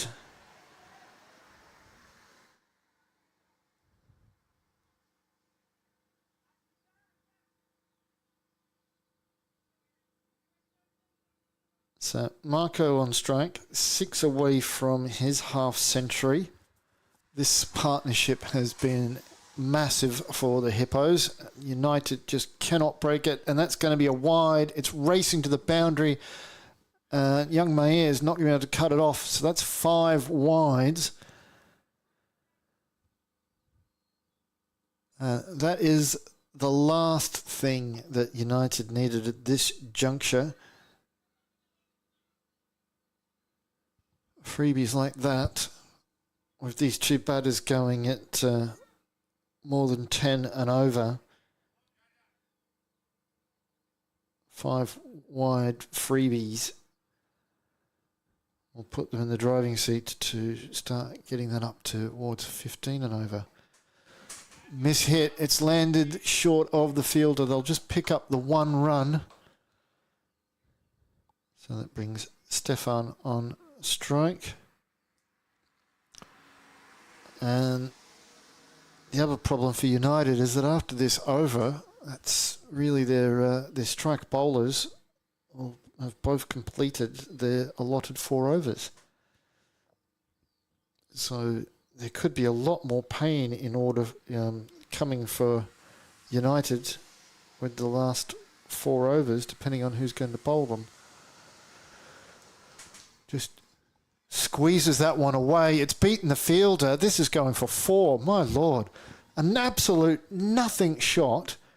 He just puts the bat down and lets the ball ricochet off it, and it's gotten to the boundary. And yet the balls he's been smashing have been falling well short. It was quite unbelievable that you could pick up 4 runs for I use the term loosely, shot, as what he just demonstrated then. And Stefan moves to 63. Bowler comes in again. This one's on the legs. And it will be 1 leg by to add to the total. And the run rate just keeps increasing, and the projected score is now getting up to 217. Tries this one straight past the bowler. Ooh. They're coming back for 2. Comfortable 2. As it's the very casual fielder who only underarms it again. Well, at least he got there this time. At least he moved. Underarming it from the boundary. So 1 big hit from Marco, 1 boundary to get to a 50. Go on, Marco. Your wife's watching, your kids are here. That could be the one. Oh, it squeezed through his legs. He's got 2 leg byes from that. We'll find out what this has come off of. Leg bye, surely. He may have got bat on it before it went through his legs. He's been given his runs. So Marco moves to 49. I always tell my children, never argue with the umpire. Yeah. And when you bat in, you'll take it. So 1 away. 1 away from a deserved 50. And there it is. Yeah. Get through easily for 1. Stefan says, don't worry about a second, mate. Have a little break. Have a break. Have raise a your celebration. Bat. Yeah. The crowd go wild. Yeah. I don't think Anna Marie and the kids have returned from the car, which they went to for shelter when the rains hit. Okay, maybe they're listening to us instead. Is that not Anna Marie there? With the flowing coat? Yeah, it is, yes. Yeah. So she had left the car in time to... But baby in hand, she couldn't clap. Yeah. So, doubly voice.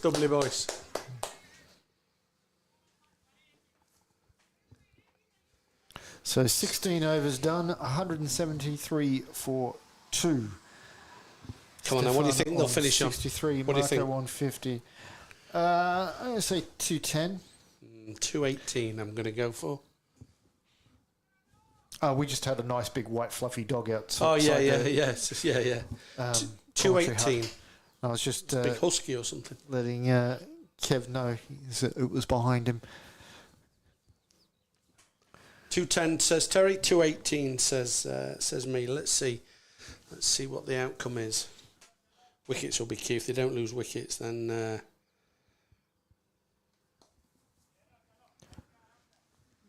so there should be one more to the total. Yeah, it will just be a single.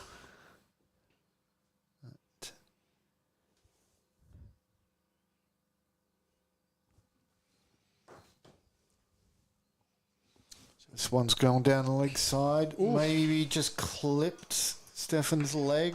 Yeah, that's must have clipped something. Not the bat though, because he's not caught behind. So that must have been giving us something. So still 174 for 2.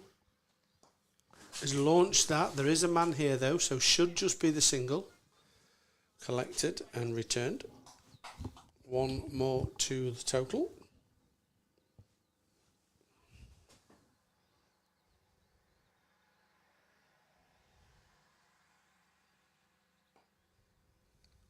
And that will be another single. He's pushing. Marco's pushing.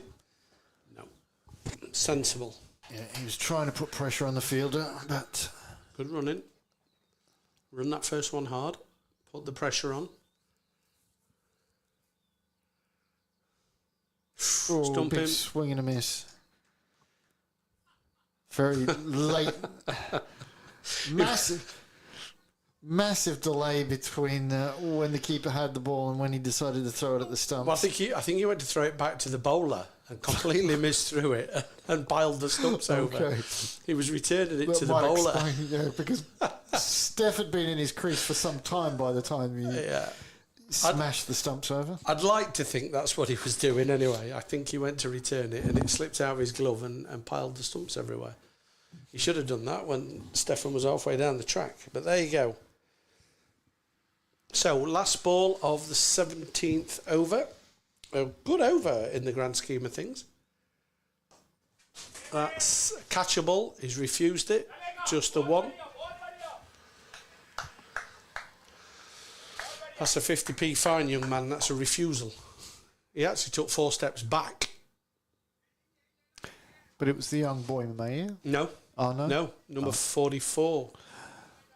If it was the young boy, that would have been access. Here's the young lad who runs around, look. Overexcited. He'll sleep tonight, total lad. He'll sleep tonight. But no, it's you can't see him, number 44. Yeah. Well, I guess United at the moment are just on the defensive. Yeah, well, I suppose to be fair, if he'd have gone for it, missed it, it's 4. So maybe it was the right thing to do. 177 for 2 on the board after 17.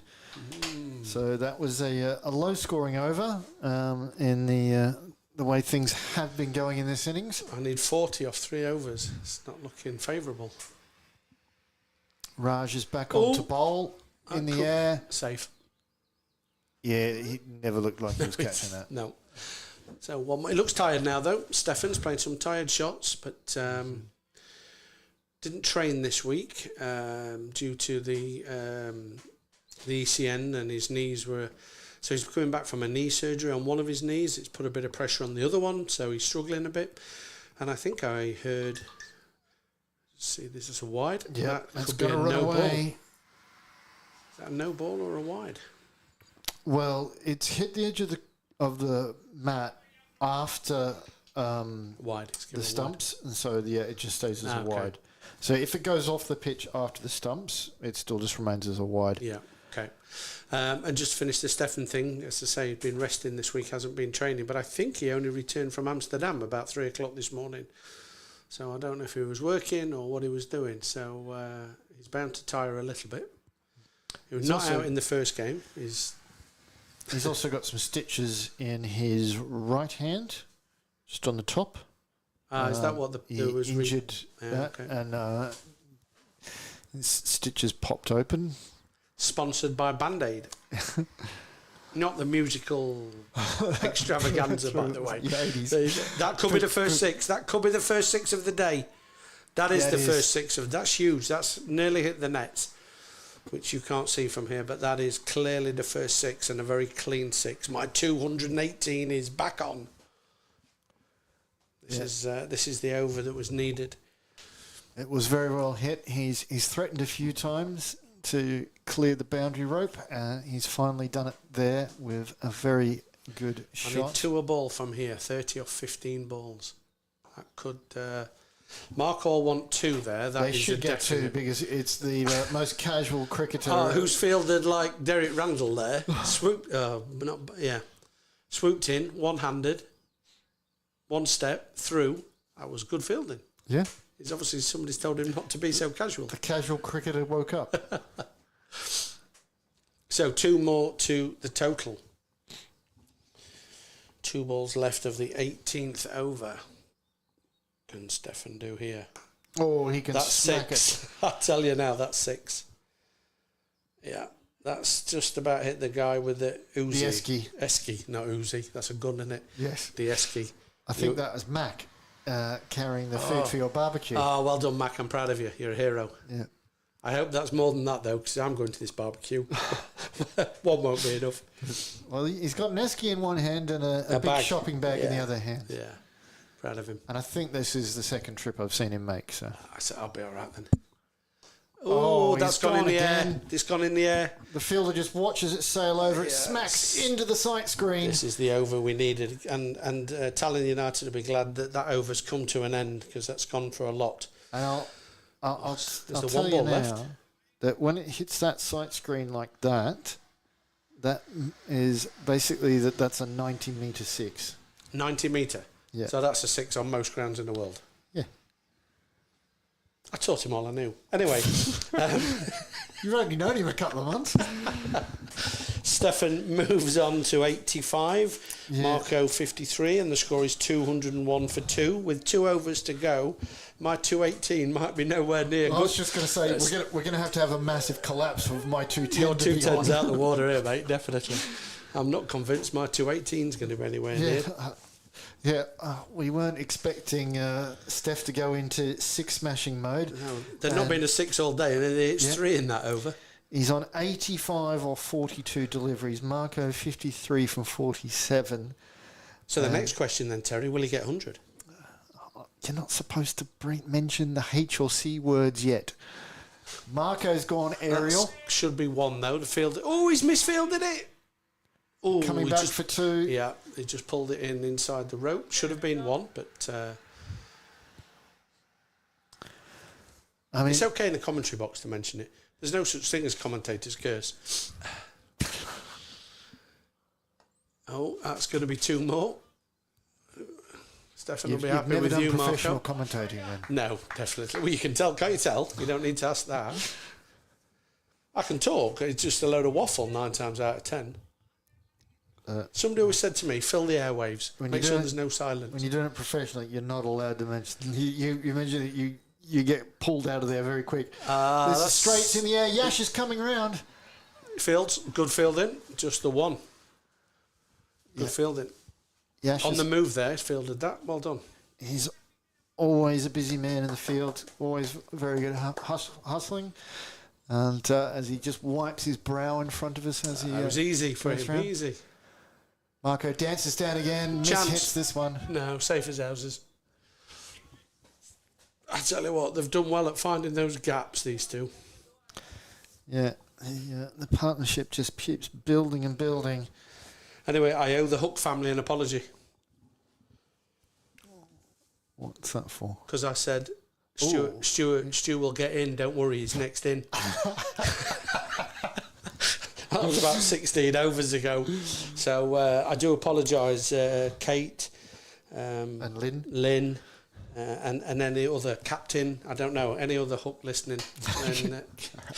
And that's a good straight drive. There's definitely one. Yash is onto it. He's a good. I like that guy's energy. Yeah, Commitment. Yeah, it's good stuff. Yash only ever brings 100%. Perfect. That's what I like to see. Because, not everybody's got ability. Not everybody will be a batter. Not everybody will be a bowler. But everybody can give commitment. And when you don't, that's not acceptable in a team sport. Yeah. So 213 for 2 with 1 over remaining. Only 218s. Who's on strike? Oh, Marco's on strike. It depends who's bowling, I suppose, but I think with 218's probably out of the water as well. So looks like last it might over. be Irish to come on to bowl the last. 86 to Stefan and 58 to Marco. So what is this partnership? What did we lose the wicket? What did they lose the wicket at? Just Are we on a 200 partnership yet? It was Ben, wasn't it? No, Ben was out. No, Ben was out for A duck. A duck, but Dave got 31. Oh, I forgot about Dave. Yeah. The fall of wicket was 61. Yeah, 61. So 140, 174. Yeah, not bad. You'd take that when you go home and you have a good day at cricket. Well, I put on about 180 partnership with my partner. Oh, well done. Nice. It's only any good if you field and bowl well now, though. Because really, let's be honest, it should be a chase that's not completed. But you never know. The umpires are getting together. Maybe they're going to award the game to Tallinn United. They're just double checking of something with the score. So it would appear as though one of them did not have the same score of what has been put on the scoreboard.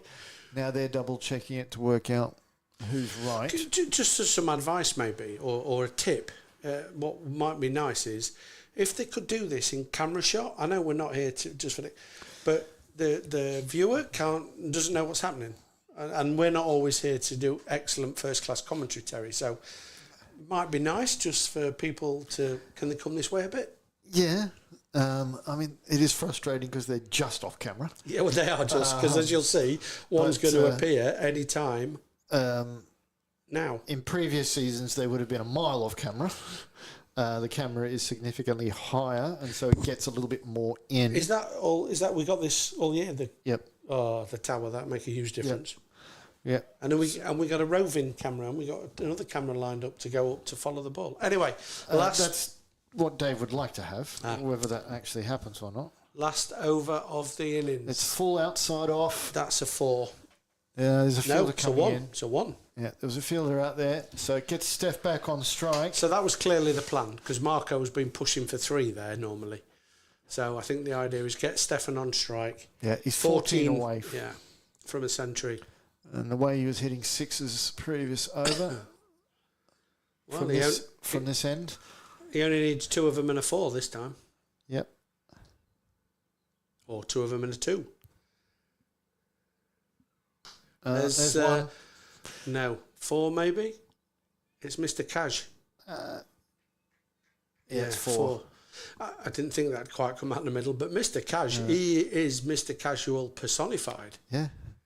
He's laid back. He's like a West Indian, a West Indian. He's maybe the universe boss in disguise playing for Tallinn United.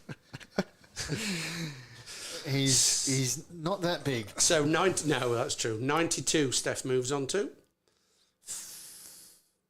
Oh, he's nicked it. He's nicked it behind. He's gone for 92. For 90. He was on 86 and he got the 4. Oh, yeah. Yeah, he departs for 90, 10 short of the 100. So we can blame Kevin for mentioning the well, you can mention it 100. Now. But the one good thing is I don't feel so bad now because out comes Stuart Hook. Yeah, so you were correct. So we'll see if any of the Hooks are still... if they've still got the will to live and are still on... Andy House has just said battered Gucci in the chat. Oh, Andy. Yep. Andy. Such a nice guy. Very nice. Yeah. I hope he's enjoying some time off from working for ECN. He's in Spain as well. He's Yeah. gone home. Yeah. Oh, connected with him on LinkedIn yesterday, bless him. I just thought, nice guy. So 4 balls remaining. Sorry, 3 balls remaining. How was it 3? 1. Oh, yeah, now Yeah, 3. one. Yeah, the first one was the... Single, 4 and wicket. Yeah. So Stu to face... It's full. It's not going to be Hooks out. it away. It's your friend Yash who stops the boundary. That's got to be close to a no ball. Nope. Just a single. Might have been close, but it's not given. Yeah, Stu's got to remember that it's not ECN rules for height anymore.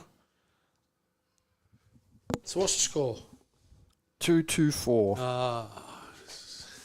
Do I still win though at 218? Yeah, you're closest. Okay, thanks. I mean, normally we'd go closest without it going over, but when it's only a 2-horse race, just the closest. Yeah. There's 2 more to Marco's score. He now moves on to 59.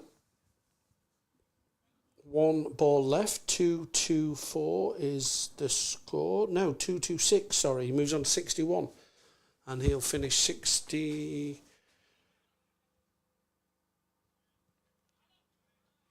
63. overthrows. No, but the keeper just got there. Yeah. So that is the end of the first innings, and the Tallinn Hippos have put on a monstrous total of 228 for the loss of 3, thanks to a magnificent partnership between Stefan Gooch and Marco Vijk. Stefan getting out for 90 off of 46 deliveries. Marco not out, 63 from 54. And also a good contribution from Dave Robson, 31 from 23. Pick your bowlers on screen. Ayush 2 for 28. As I said, on screen. It went off screen from his 3 overs. And 1 for 19 from Shaquille from his 4. Shaquille is also going to be key for United in the run chase. He is a big hitter. He scored a century in the ECS, and he also had some good other innings during that series. He was a big factor in United finishing 3rd. They did knock the Hippos out. And there's Ayush can also bat. There's a couple of others who are in there, but I would definitely say that this United team does not have the depth in batting of what many would have seen in the ECS last week. So one or 2 wickets, and I think it could be game over. Yeah, and I think the Hippos have got a pretty strong bowling attack. Obviously, you've got Gucci, you've got Young Henry, you've got Robbo. Okay, Pre's not available in this game. He played the first game, bowled very well, 3 for 18 off his out spell. Savio can bowl. Obviously, no Romeo in this spell in this game, but I think there's enough in the bowling that will cause some damage to Tallinn United. But the key men, I think they've got to perform for United. Shaquille being probably the main guy. But if the Hippos perform like they did in the first game with the bat and ball, then I think it'd be very difficult for Tallinn United to hit the runs required. But you never know, and that's the beauty of cricket. And it will be monstrously entertaining if they do chase it down. It will, but unfortunately, I won't be able to commentate with you. As you know, the Hippos have a social evening this evening, which I'm so glad the rain has passed for, and lots of the equipment and requirements are sat in my car at the minute. But the main thing, Terry, is I have to nip to the shop to get some, I think they call it alcohol. I mean, I don't bother with that stuff normally. But right. So I've got to do a shop. So I don't know if somebody's coming to help you, but thank you very much. Much appreciated. Good luck in the second innings. Yeah. I hope it's either entertaining or over pretty quickly. Otherwise, it's going to be a long hour and 15 minutes. Or is it? How long do they get to bowl, Lee? Is it an hour? Is it an hour and a half? Is it what is the time limit for 20 overs? 4.25 minutes per over. Right. So what's that? 80 minutes? 90 minutes? Yeah. You had to make me work it out, though. Mm-hmm. Yeah. So enjoy your barbecue. Yes. And I'll be back to commentate the second innings in about 10 minutes. Perfect. Thank you, everybody. Speak to you soon.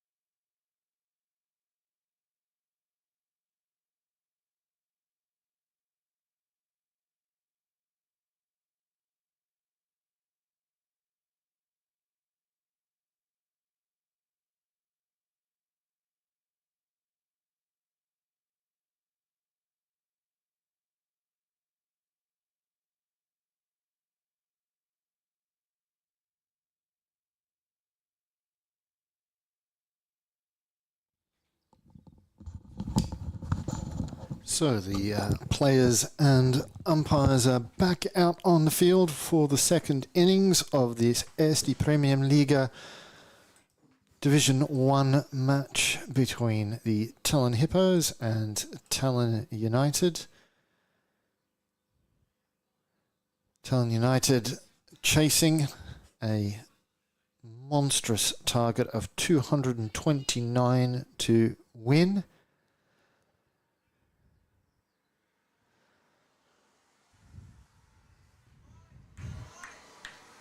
And slightly surprising with the opening batters that we're not seeing Shaquille at all from United.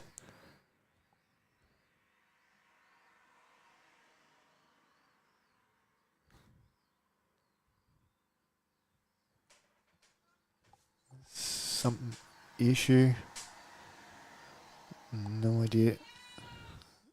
Stu Hook is trying to figure out something that's going on. We have Naushad Ahmed opening the batting for United. Father of Umayya Ahmed, who bowled.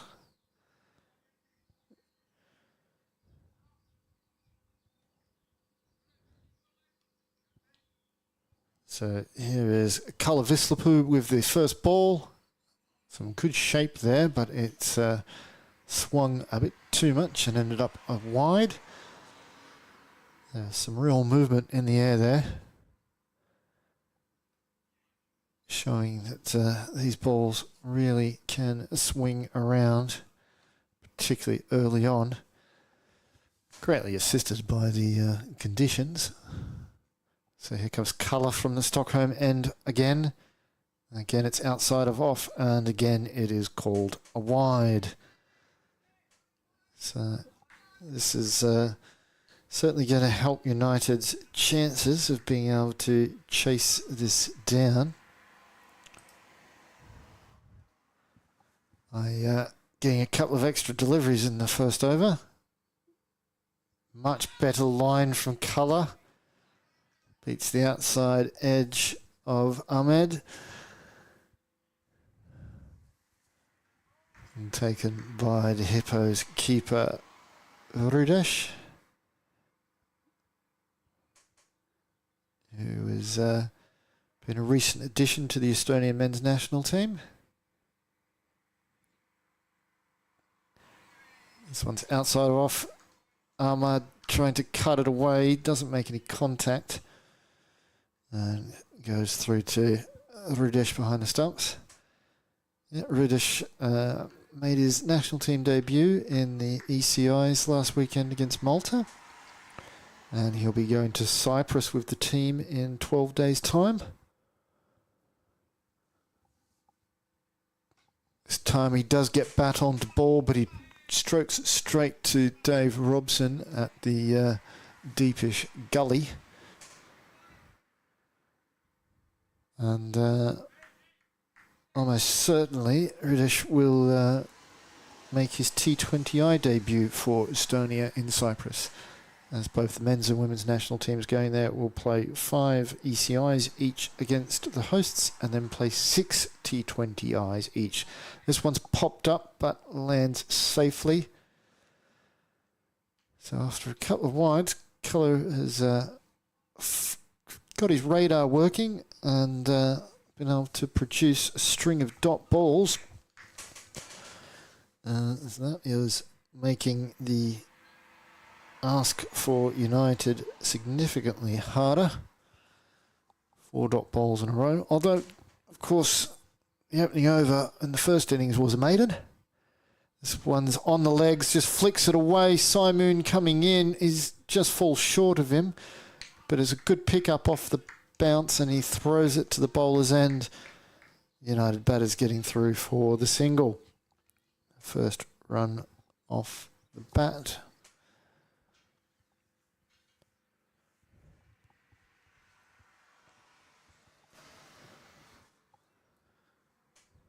So, 1 ball remaining in the first over.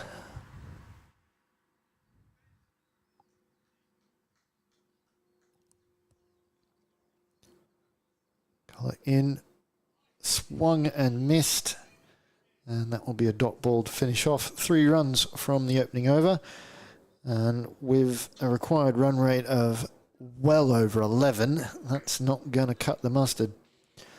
They're certainly going to need to start finding the boundary if they're going to have any chance of chasing this down. Very, very big total after we had a very low-scoring match in the opening game of the Viking Security Eesti Premier Liiga.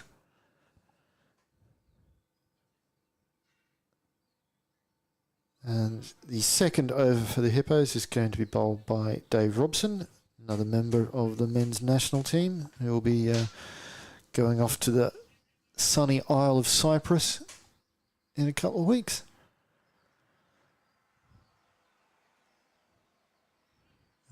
He's got Stu Hook in the slips as he comes into bowl. On the stump, smacked back to the bowler. He's got a hand on it and he's run out the non-striker. He's very happy with that. And the Hippos get their first breakthrough, and it comes in a very, what is usually an unfortunate means. And I mean, normally when you get that, the bowler's quite close to the stumps, but Robson was off the pitch and he's got a fingertip to it and guided it back towards the stumps. I'm not going to say that he was doing that deliberately, but it's got the result and it's got the wicket.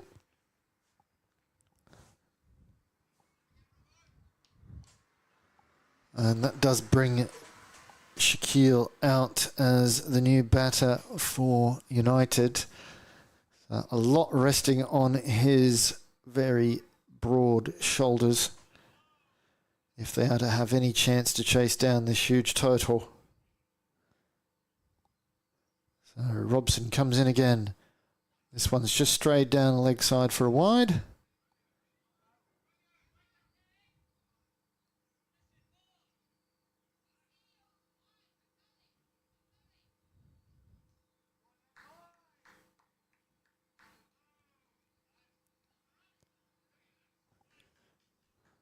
Robson into Ahmad. On the stumps this time, chips it away. Savio does the fielding on the ring, and they'll pick up the 1 run.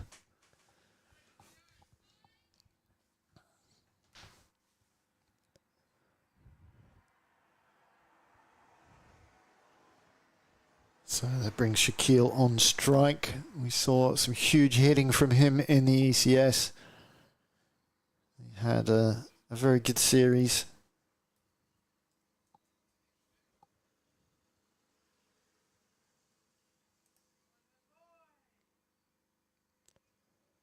And it will take something very special from him for this United team to be able to have any chance to chase things down. Starts off with a dot.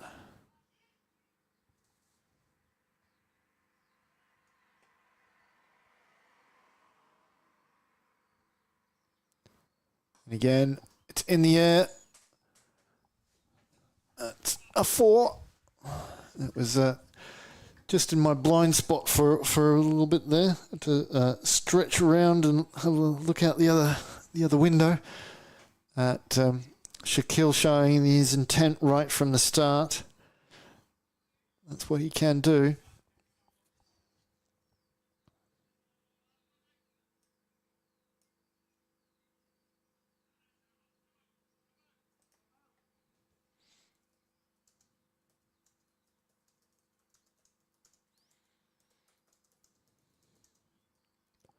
Robson just strays this one down the leg side for a wide.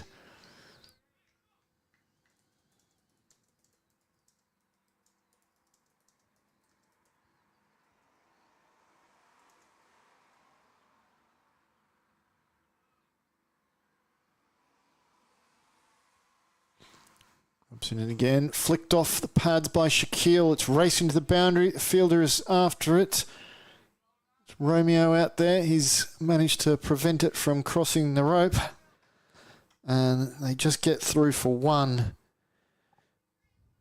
That was a sort of situation that when Marco and Stefan were batting, they were getting twos off that type of situation. Full, just prodded away to the point fielder, and they don't get a run.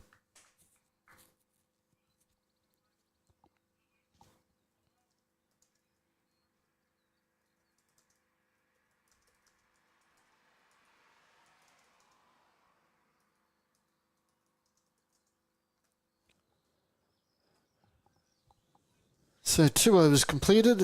United are 11 for 1, requiring 218 from the remaining 108 balls.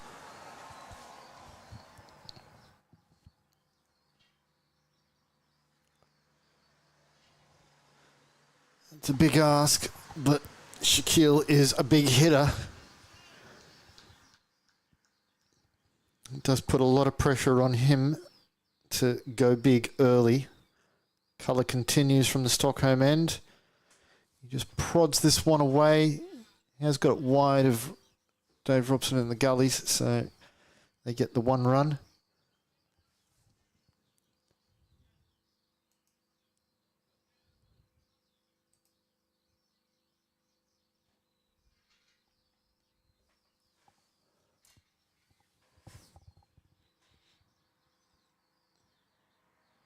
Here comes Colour to Ahmad on the stumps, and he beats the outside edge.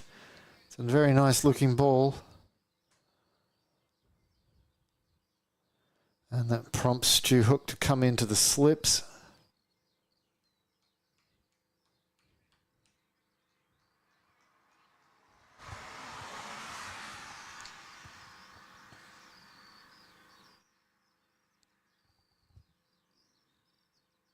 Oh, and he's beat the outside edge again. You can see the reason why Stu has put himself into the slip position when that is happening.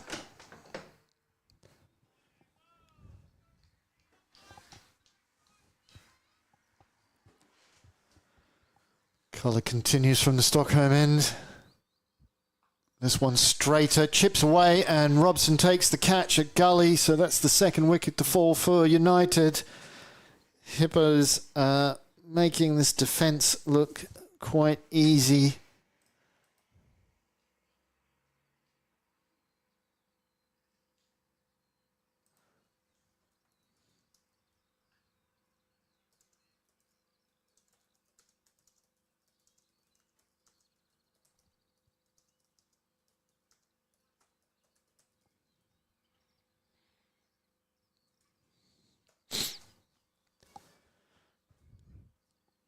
So Ahmad departs for 2.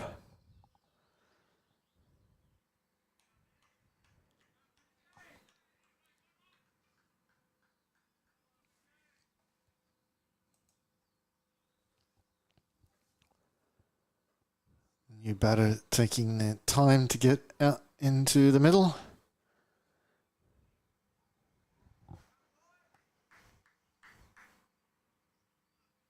Of course, you have 90 seconds to get into place.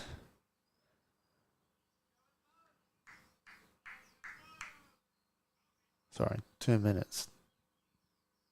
Yeah, 2 minutes. Got to adjust my brain from T10 to T20.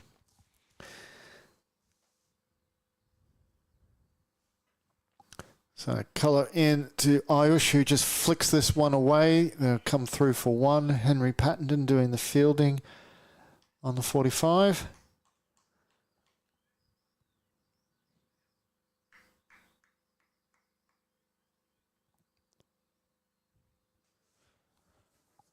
Ayush is quite an accomplished batter, and they'll really need a big partnership from these two if they'll have any chance to get close. Shaquille goes skyward. Romeo is underneath it, and he's taken the catch. That's the huge wicket of Shaquille. The big hitter departs without making much of a mark on the score, just the 6 runs. And the Hippos are celebrating as though they've won the match. And you could say that that will pretty much make it that, because you can't see really where the runs will come from with such a big hitter departing so early. The tough ask has just gotten tougher.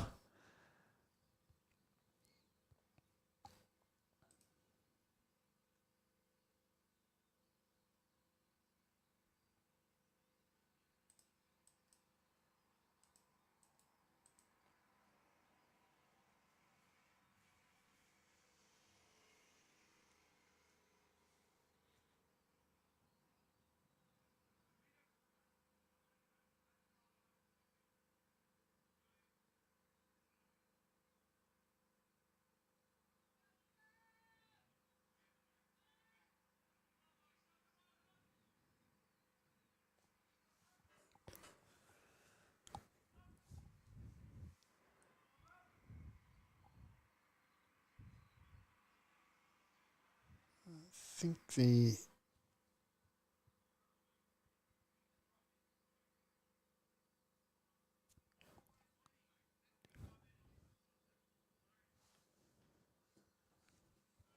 new batter, it's Rahul, Rahul Saga. It's Ayush on strike, Dave Robson bowling. He puts this one right on the toes, chopped out by Ayush. And you'll pick up the 1 run. See if Rahul is as casual with the bat as he is in the field. He's asking for an off-stump guard. Okay. Unusual.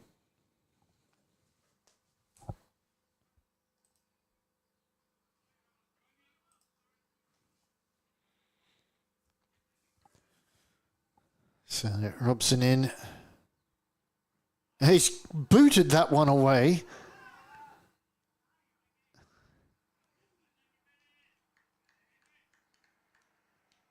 He's literally stuck his foot back, his back foot out behind himself to kick the ball away with his heel. If they had have attempted to run, the run wouldn't have counted, as he hadn't played a shot. Played and missed. This one just goes outside of off stump.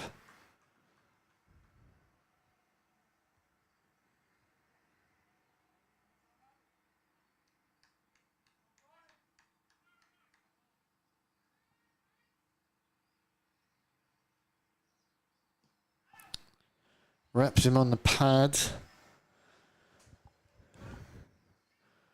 A hopeful appeal from a couple of members in the field, but neither the bowler nor wicketkeeper were interested.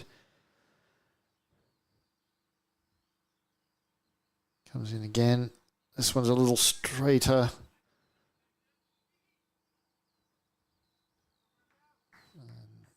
Rahul is off the mark.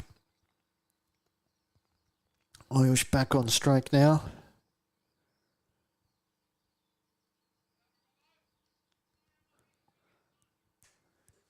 Can United start getting any type of momentum to make a match of it?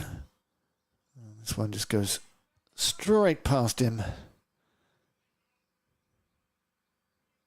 Robson angling that one across the batter, and he leaves it alone. So, end of the over. Tallinn United 15 for 3 after 4 overs. The required run rate up to 13 now.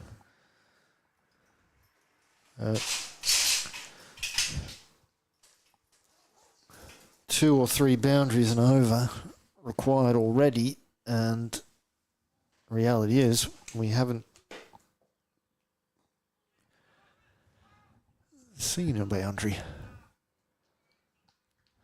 Colour continuing, and you would, it's not surprising, might as well keep the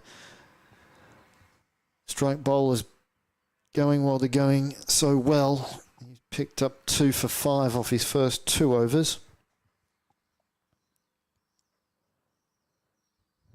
Comes in again. Getting some nice movement. Rahul not able to get the bat behind that one at all.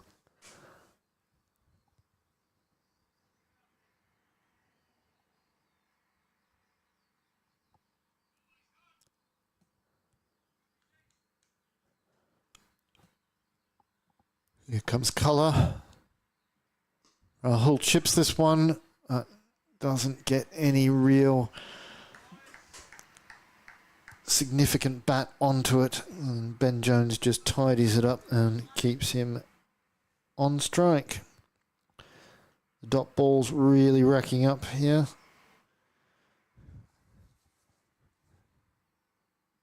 That one strays down leg side for a wide. The Hippos fielders have all significantly moved in a lot closer with each ball of this over. I think they've taken a look at Rahul and said, this guy's not hitting it outside the 30-yard circle. We need to come in.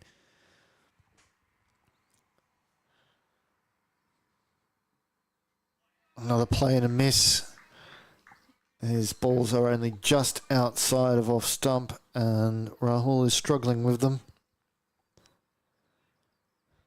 Haven't seen much footwork from the batter. When Colour is getting the ball to move around, he really needs to get his feet moving in response. He just blocks that one out for another dot ball.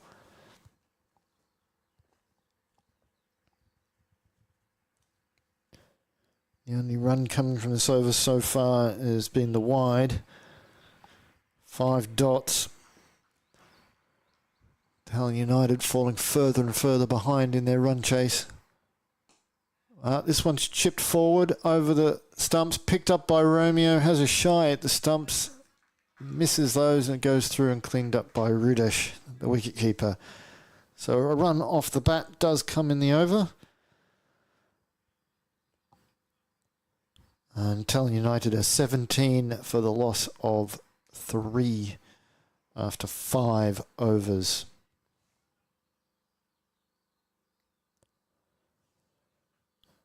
Of course, back in the first innings, the Hippos were 17 for 1 after 3 overs. So you can see, and they were 36 for 1 after 5. So they're a long way behind United here. Another dot bowled by Robson to Rahul, who is just sort of in defensive mode here. Oh, that one's just gone over the top of the stumps. He didn't really know much about that one at all.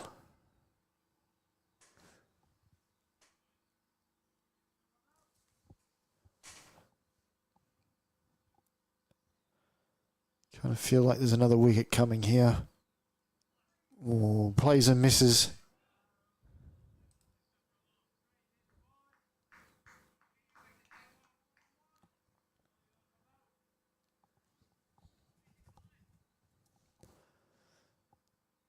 Robson into Rahul. Full hits it back past. There's a fielder there, so they don't try it now. They're going on the misfield, and they'll do get through for 1.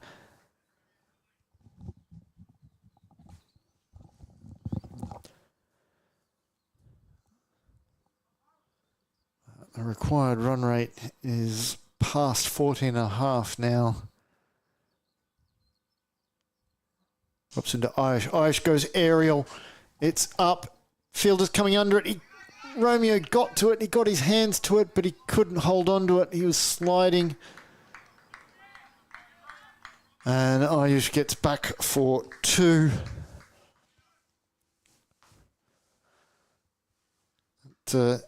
Yeah. Do you think Irish he's got to try to go over the infield in the power play while he can. This one just goes out to the point fielder, Mac, and he prevents them from taking a run. 6 overs completed, 20 for 3 on the board. And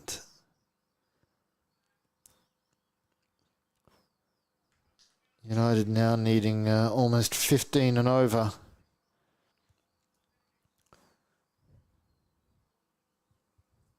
And looks like we are going to have a change in the bowling. Looks like Aditya Savio Paul is going to come on to bowl. He's another one of the Hippos members who are also in the Estonian men's national team and will be heading to Cyprus for lots of sun and lots of cricket. Stu Hook is coming into the slips and directing his fielders.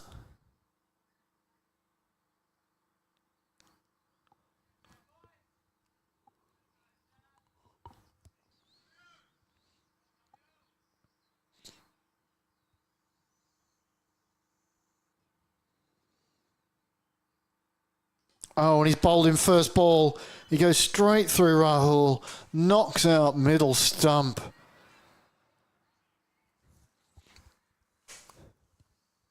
Well, so that Rahul had done quite well to survive against Colour and Dave, but first ball from Savio and he departs.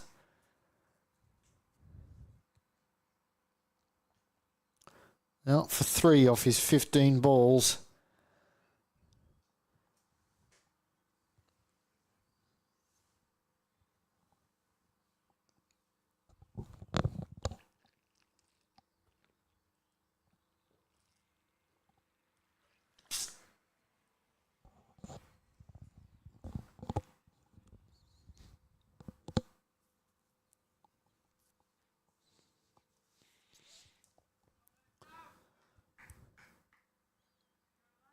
So the new batter is Raj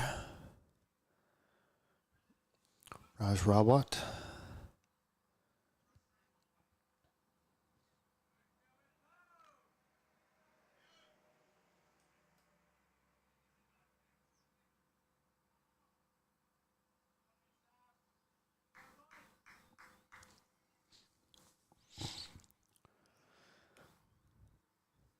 So here comes Savio to the new batter Raj. Outside of off, played at and missed.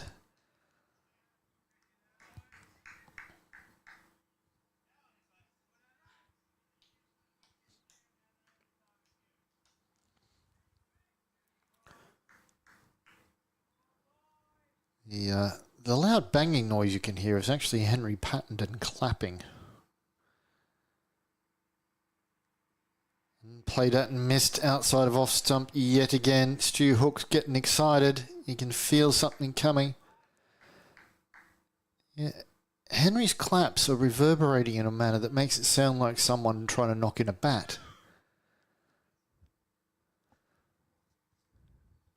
Not sure if the microphone's picking up for people, but that's the way it sounds to me in the commentary box. Savio beats him again outside off stump. Rudesh has a little shy at the stumps. Asks the question. The umpire shakes his head. Says, no, mate, he never even left the crease.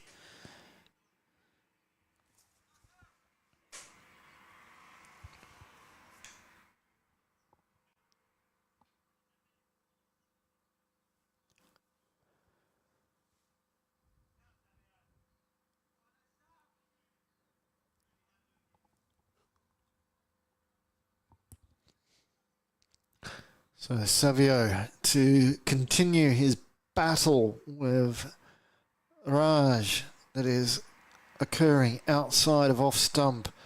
Will he bring it back onto the stumps? He does, and Raj gets bat behind it and will get a run.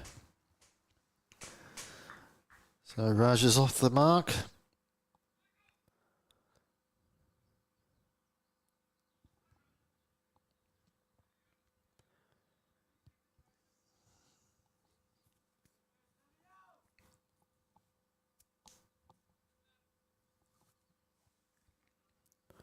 So last ball of Savio's over here.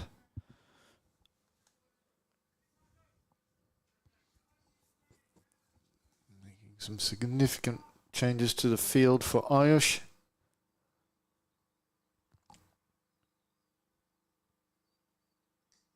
Oh, just gets the toe of the bat. It splits the fielders. Henry Pattenden will be the one to get there. And Ayush gets back for 2 runs.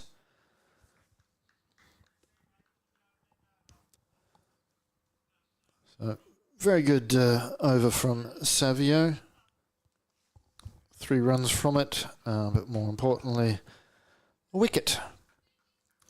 United are 23 for 4 after 7 overs. Still 206 runs required.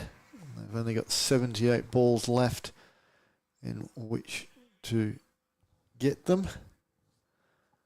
So they're going to have to change things quite considerably, quite quickly, if they had to have any possibility of even getting close to this title.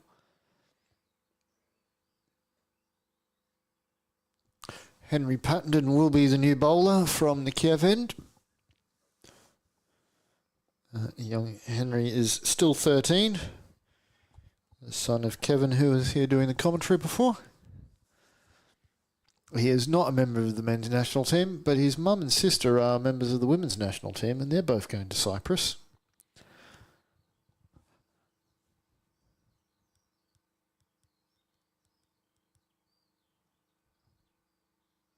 Umpire Tim Cross is just checking something. Excuse me. So here comes Henry into Raj. Outside of off and beats him similarly to what Savio was doing the previous over from the other end.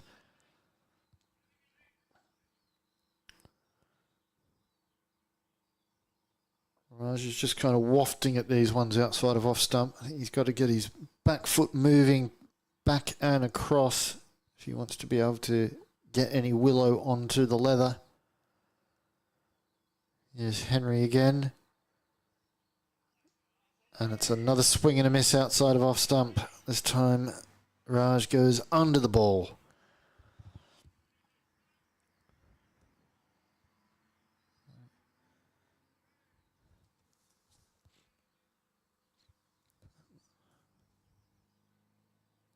Lots and lots of dot balls in this inning so far.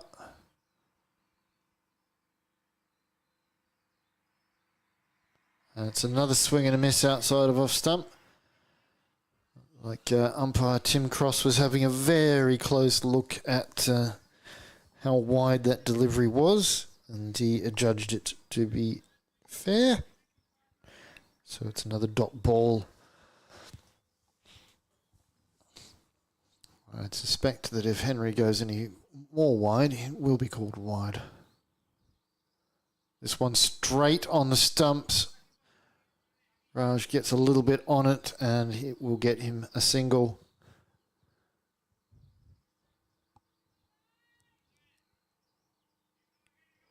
It's tough going for these United batters. The bowlers have been bowling very good line of length, making it very, very difficult for him to get anything away. So Henry comes in to Ayush now. This one he's straight down the leg side for a wide. It's the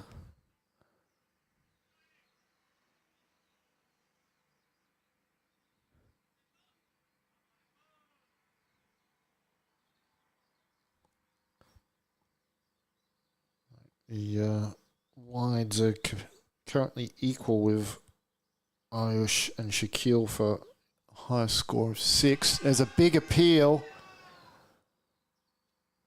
Umpire saying it's going down leg.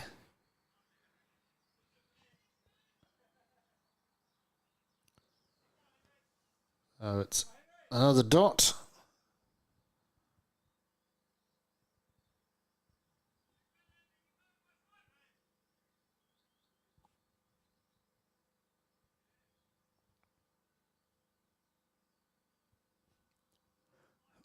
big swing and a miss, and he's actually fallen over this time.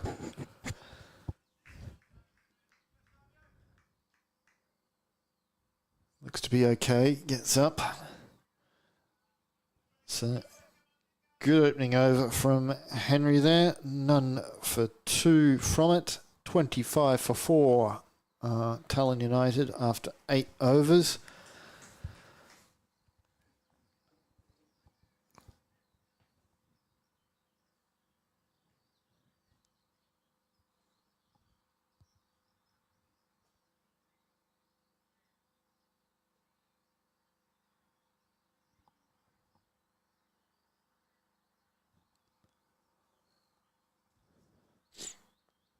So Raj is on strike, and he's going to continue his battle with Savio outside of off stump.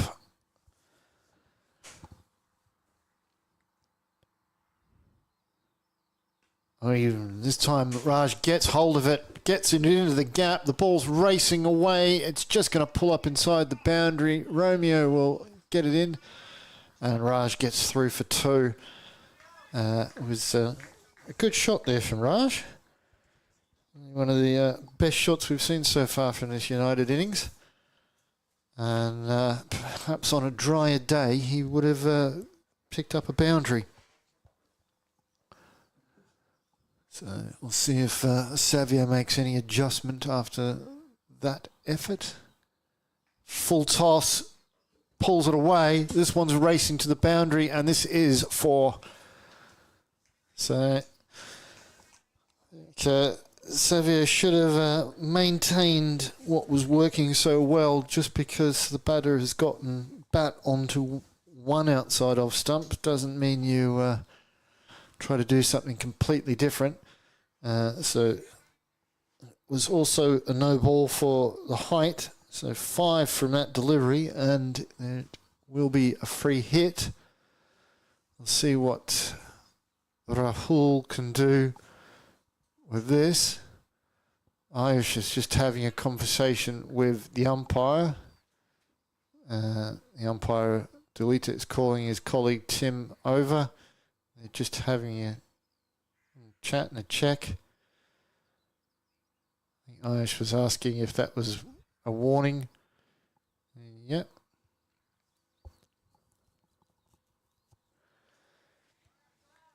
It is a warning.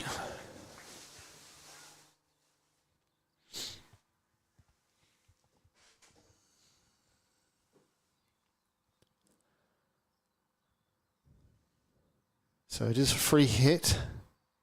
What can Raj do with it? He dances down the wicket and he completely misses it. But Rudish fumbles it, so he's able to get back. And it's just a dot ball. Yeah, falling for the trap of thinking he's got to do something completely different on a free hit. And by dancing down the wicket, he takes the ball away from himself and gets nothing. Here comes Savio again, and he's just loses his run up a little bit there.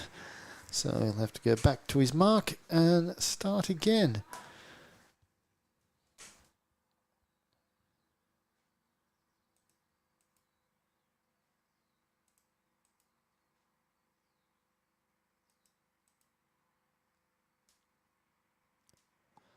Savio in. Oh, miss hit from Raj. He should still pick up 1. Henry with the fielding. And they do.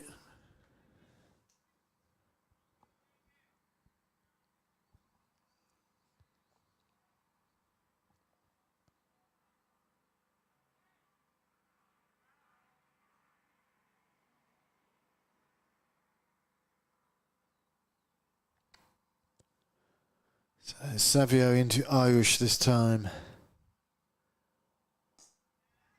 I think that might have been a bump ball, but it was dropped by Mac. He apologises to Savio, so perhaps it wasn't a bump ball, perhaps it was a dropped catch. It still remained a dot ball.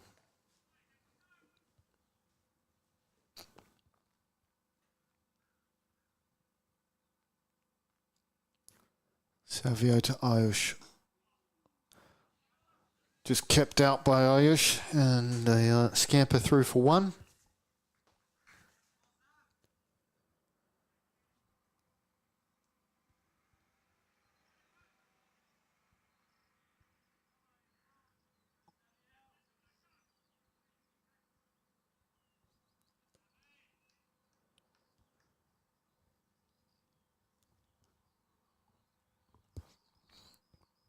So Raj on strike. See if Savio can return to outside of off stump where he was troubling him before. He bowls this one on the legs. Raj gets it away. Saimoon is chasing after it. He's going to cut it off about 2 meters inside the rope. And Raj gets back for two. Raj definitely looks a lot more comfortable playing off his body than he did outside of off stump. So Savio needs to return to that line he was bowling before.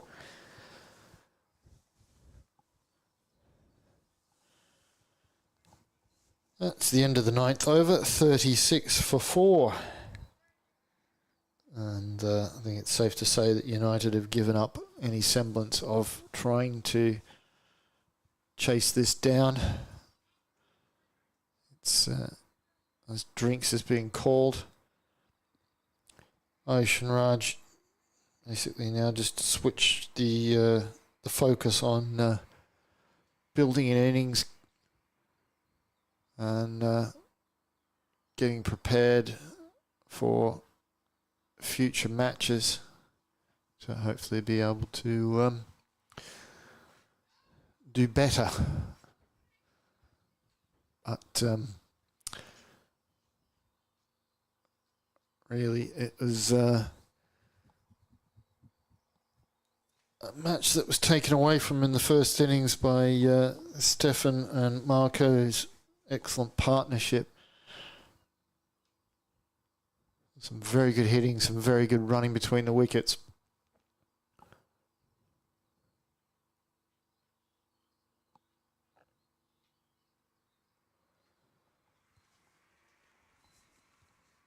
I will be back with you in about a minute.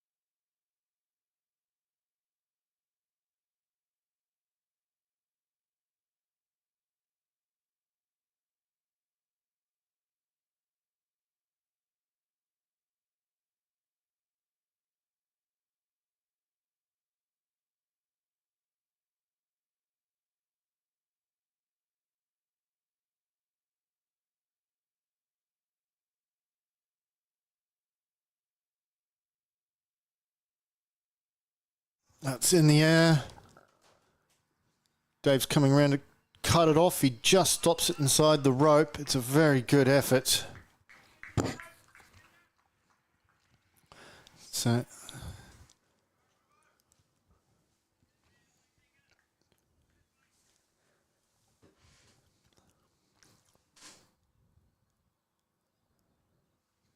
Raj going on the attack. Here comes Henry again. Strays down the leg side, and that is wide.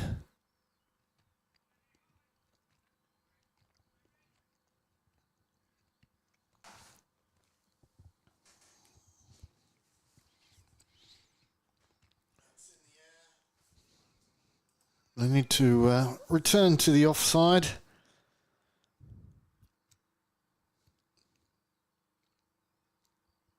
Which he does, but he's overcorrected and it's called a wide.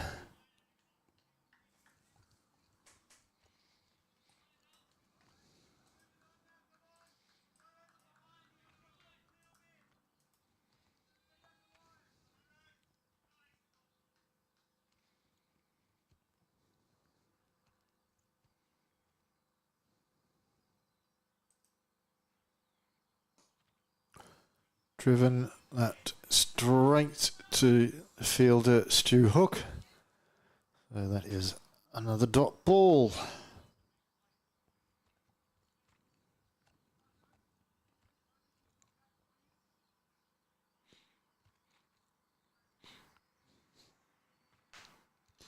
So really now just looking at how much can the Hippos win by.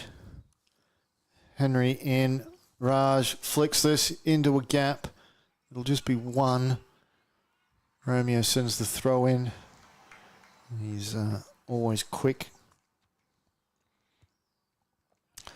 And back-to-back victories over two of the top teams on day one will really set the Hippos up well for taking the Eesti Premium Liiga title. This one's in the air, but there's no one out there. And Stu Hook's just going to have to retrieve it from over the rope. That is 4. A nice shot from Ayush. But it would take many, many, many more of those for us to have a game on here. Yeah, having beaten the current champion Stallions this morning, as Henry comes in again to Ayush. This one's straight up. This one's hits it over onto the onside, just picking up the one run. And victory over United, who won the 40 over competition last year. Certainly two of the teams who were in the running for the Eesti Premium Liiga Division 1 title. Very straight, and I don't know how that's missed, but it has missed the stumps. So it'll be one run to Raj.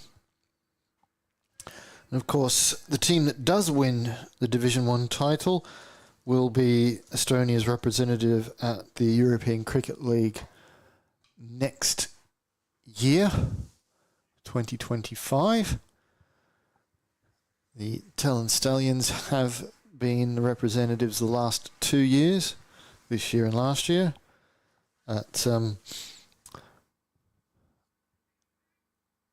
With them losing their opening game, we could be seeing a new representative, with the Hippos winning that first match and being so dominant against United here.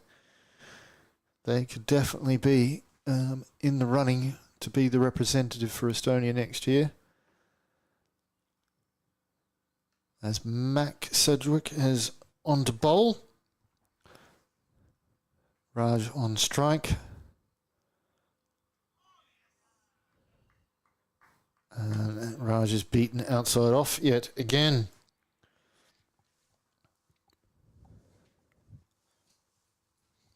Here comes Mac. Slapped away to the onside there by Raj, and they'll just get one. Richard Parkin doing the fielding. Don't think I've mentioned him at all until now. It's normally a man who's able to inject himself into the game, but that's the first fielding I think he's done. Yet to bowl. So Mac to Ayush now.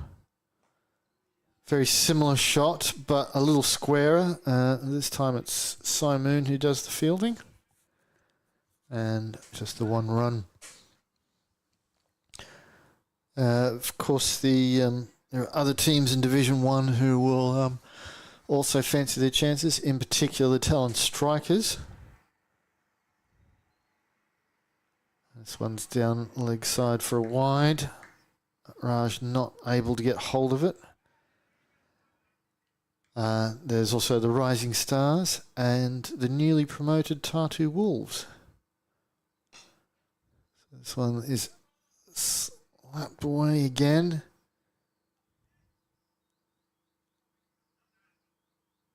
Stefan Gooch doing the fielding, another man haven't really mentioned in this second innings. He definitely deserved a break after all the batting he did in the first innings. Ayush dances down the pitch and he's hit this one just wide of Richard Parkin, and he cleans it up well, so they only get the one run. Yeah, 6 teams in total in Division 1. Stallions United, Hippos, Strikers, Rising Stars and the Tartu Wolves. Outside off, Raj cuts this and it's caught by Romeo. Actually, second catch of the innings. So Raj departs for 14 on another day. It would be a very handy innings, but when you're chasing such a huge total, it is just a minor contribution, a drop in the ocean of what is required for his team. He did have some moments where he was looking all right, but his innings is over.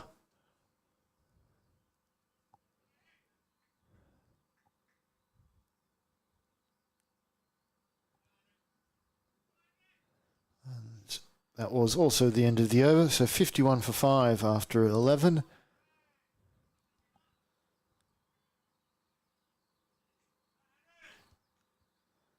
Vikram is the new batter. He'll be at the non-strikers end. Henry will be bowling to Ayush, who's on a runner ball 15.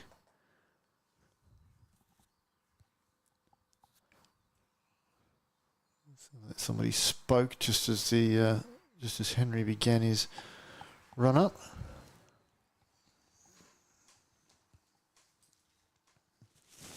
So here comes Henry again. Wraps Ayush on the pads, well outside of leg stump. Thankfully, no one was silly enough to try to appeal for that.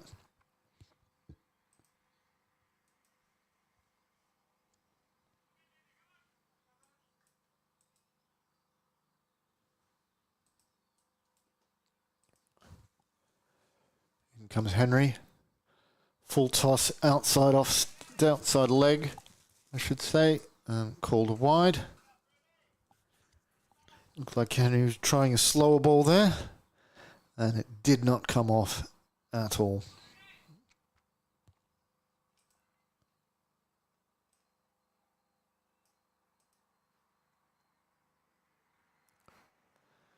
So, Vikram, no, Ayush still on strike, outside off, and he's beaten him.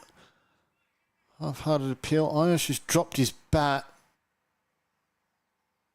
He's looking like he's hurt himself, but I didn't think there was any connection at all.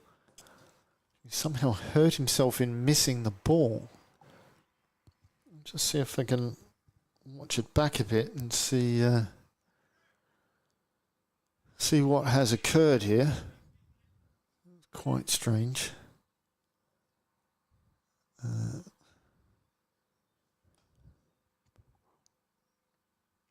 haven't got it just yet. That's well played, so he's not really in too much bother, although in actual fact when he completed the run he is.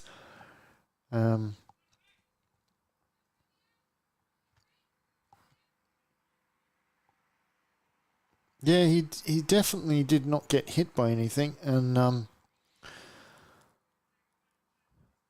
it's perhaps I think what's occurred is that he's played and missed at the ball, and the bat has hit the ground, and it's the vibration that's gone up and it's jarred his arm. That one will be a wide. So Irish is in a fair bit of discomfort, it appears. He's still shaking his head.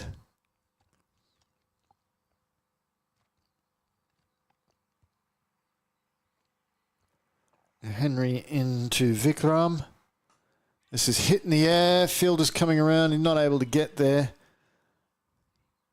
So Vikram will get off the mark with a single.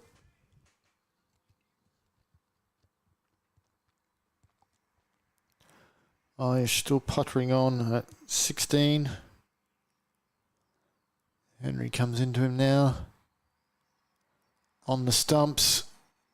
He digs it out. And ambles through for one run.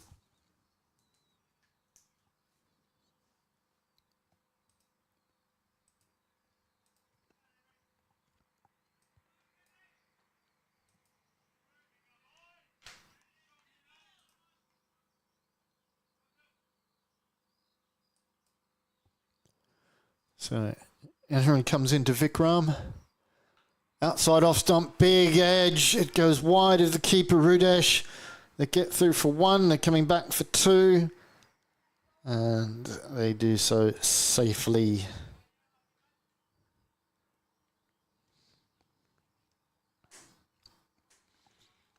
So that's 12 overs completed. 58 for 5 is the score.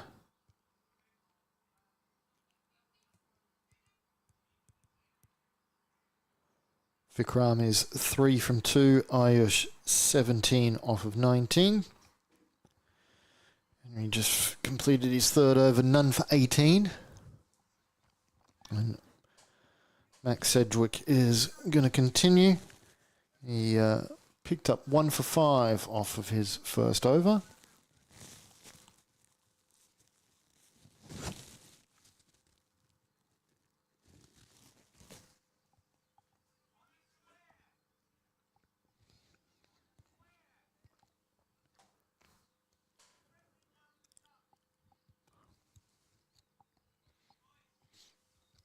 So Mac to Ayush. Lofts this one up. It goes wide down leg side.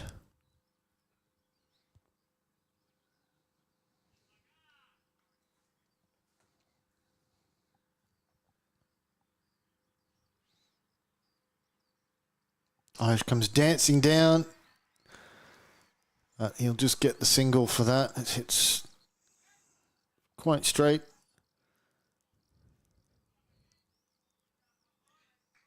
No real problem for the fielder.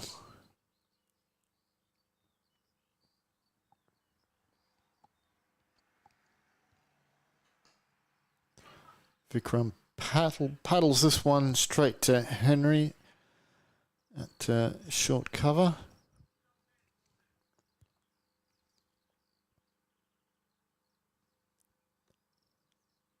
This one's in the air.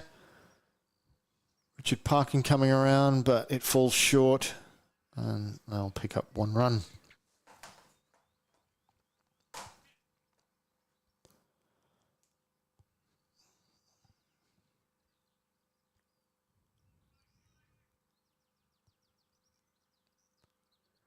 Back to Ayush. This is another wide. They're only just wide. And if Ayush had anything about it, he'd be hitting him to the boundary. This one is chipped to gully. Dave Robson there tidies it up. One run to Ayush.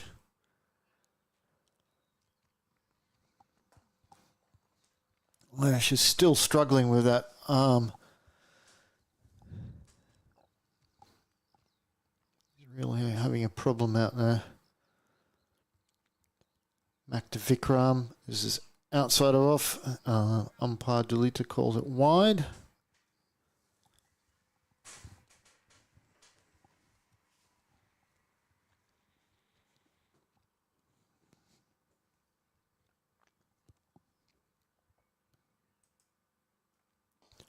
This is hit high. Richard Parkin's underneath it, and he's taking the catch. Vikram attempting to up the score, but he's not able to really get hold of it, and all he's done is found Richard Parkin in the deep. So he departs for 4.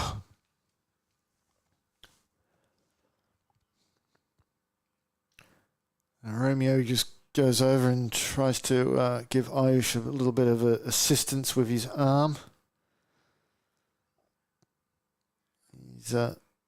Romeo took off his own bandage, offering it to put it onto Ayush. Dr. Romeo on the field.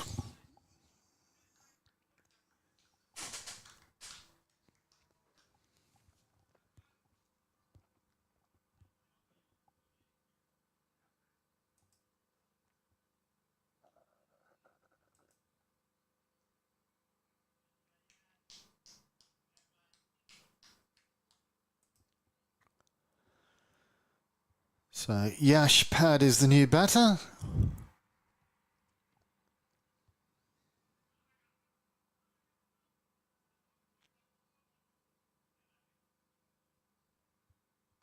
Max Cedric, the bowler. And I'll get through for a quick single.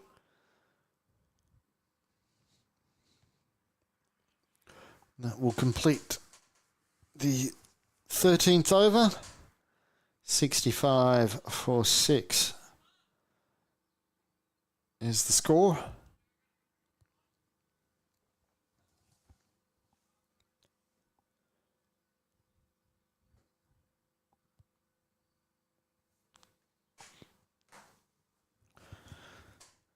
As I said before, really now it's the biggest question is by how many runs are the Hippos going to win? How big of a boost to their net run rate are they going to get? And as it is a league with home and away, and there's no finals. It is just whoever has the most points after each team has played each other twice. Simon Quasi, the new bowler. It's outside off, punched away. Stu Hook is giving chase, stops it with his foot. They're coming back for 2. So Ash gets off to a good start. A single off his first and a 2 off his second. Yeah, so Simon continues.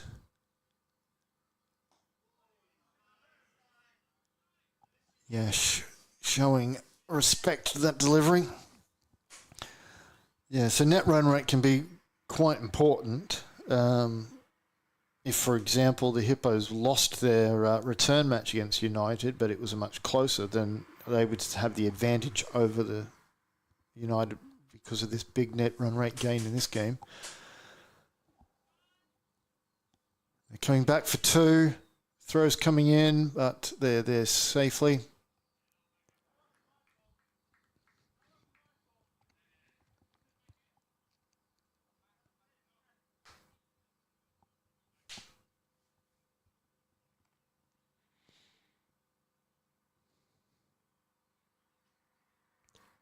Simon coming in from the Kiev end to Yash.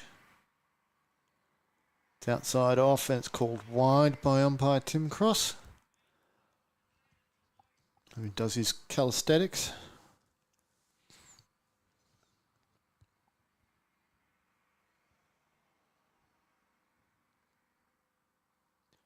Yash is having a look around at the gaps, see where he can try to put this ball so we can continue scoring runs. Loopy from Quasi in the air. Romeo's after it. And Yash gets back for 2.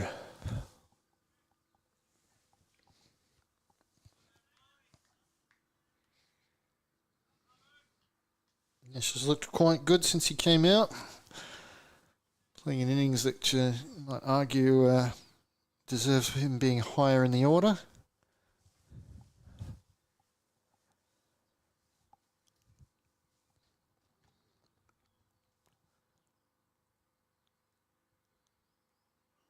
This one will be a wide. That was Simoon's effort ball. You can hear his little tennis grunt. And he puts in.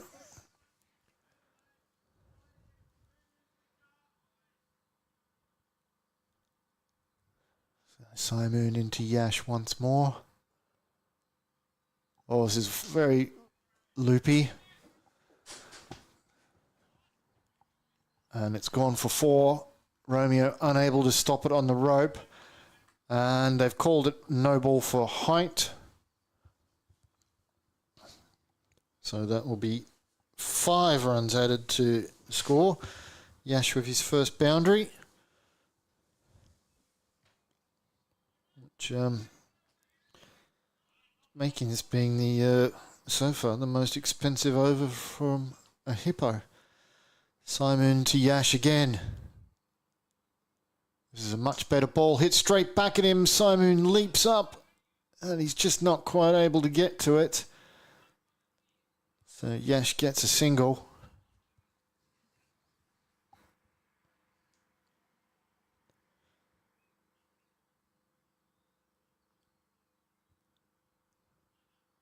So one more delivery from Simoon. Ayush on strike.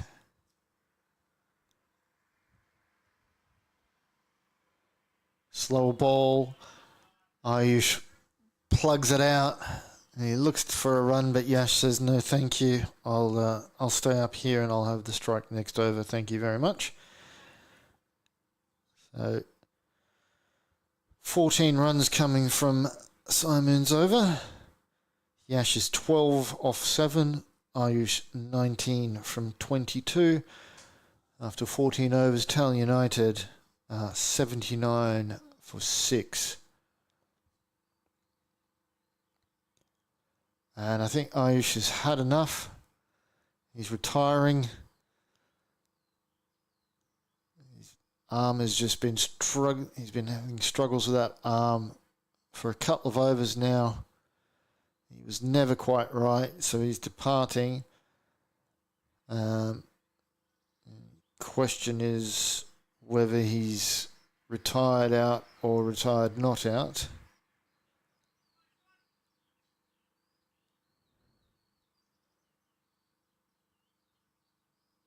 The umpires will inform the scorers of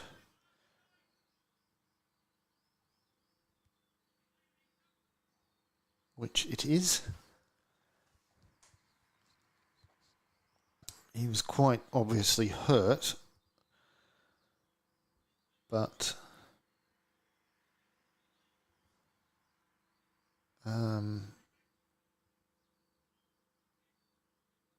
yeah, he's retired not out. And I think the new batter is Bazitwani, yeah. Yash just pushes this one away. They're a bit hesitant, but they end up deciding to go through for the single. So Basit will face his first delivery from Mac. This is outside off. It's a wide.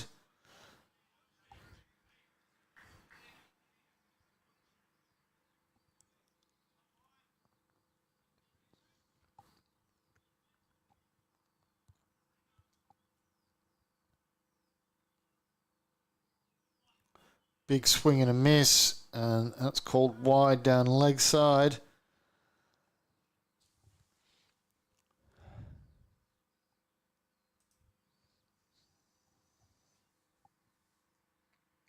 Goes back to the off for a wide this time.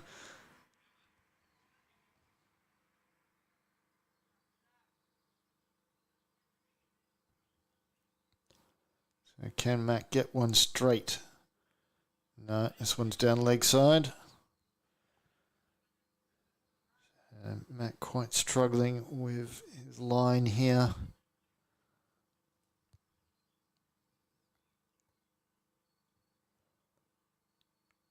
This one's a bit better. Just kind of puddled back. And Bassett will get off the mark.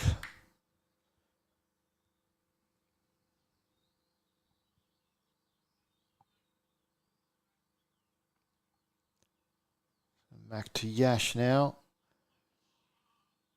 This has been called wide, and they'll get through and make it 2 wides.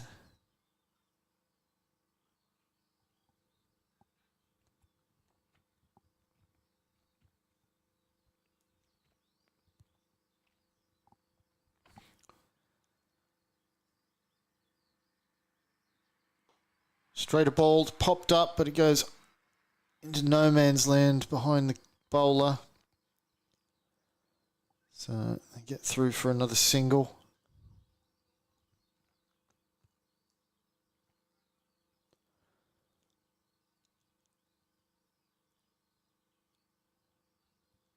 So Yash is back on strike.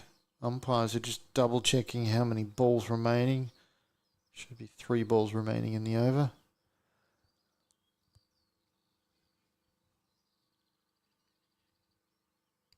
Back to Yash. Outside off, cuts it away. Romeo is running around and we'll clean it up. So 1 more to Yash.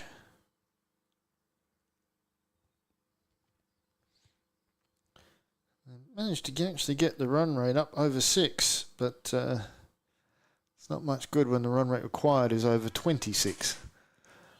Again in the air, but it's well wide of Stu Hook. So they'll easily get another single.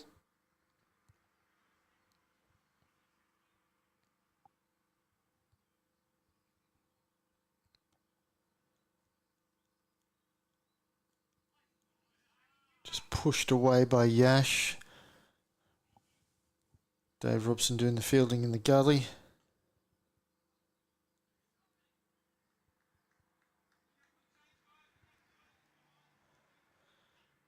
It's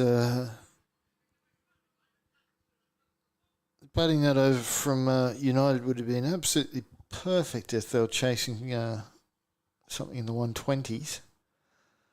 But when you're chasing 229 to win,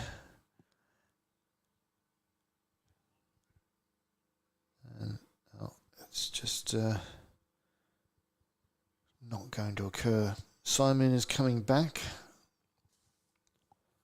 He went for 14 off of his first over.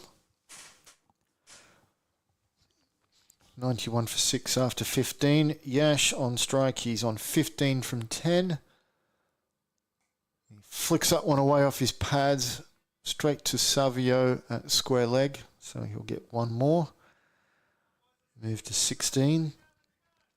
Bassett on strike now is 3 from 3.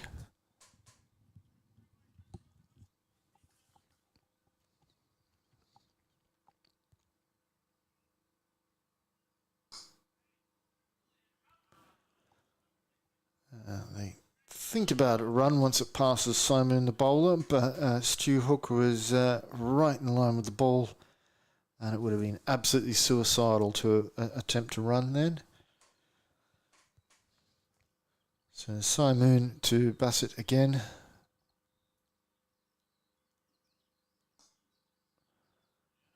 Just pushes it back to Simon.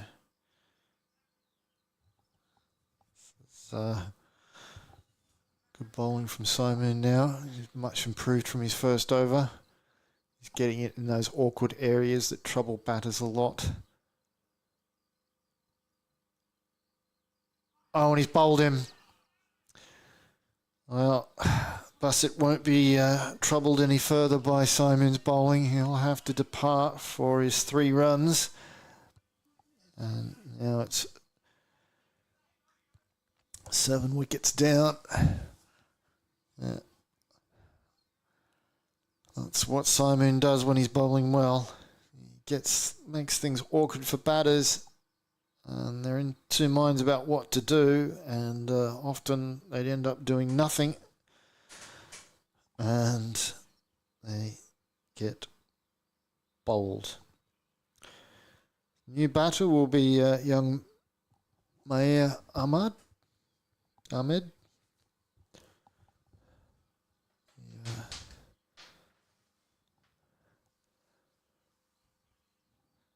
And Simon's got 2 balls left of his over.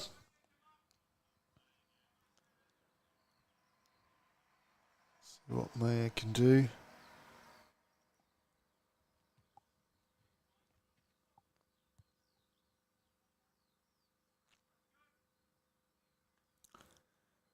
So here comes Simon. Yeah. That one's just come onto my air a bit sooner than he was expecting. Simon's balls are usually quite slow through the air, but he does vary the speed.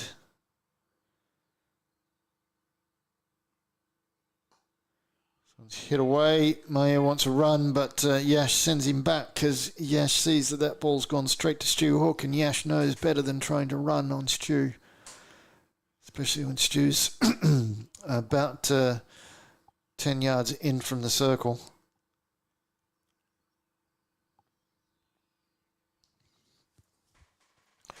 So 16 overs gone, 92 for 7. Can United get to 100?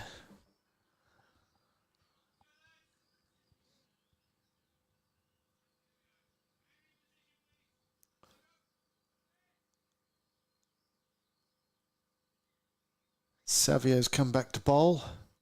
Yash on strike.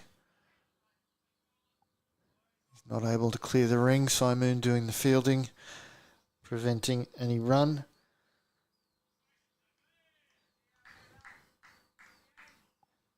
She's trying to look after his partner here. He's not able to clear the gap on the offside this time, but they do go through for a run. There's an appeal, and he's out. Maher's not quick enough. The ball was hit straight to Marco Vike in the covers. Yash was immediately off, and young Maher just not fast enough.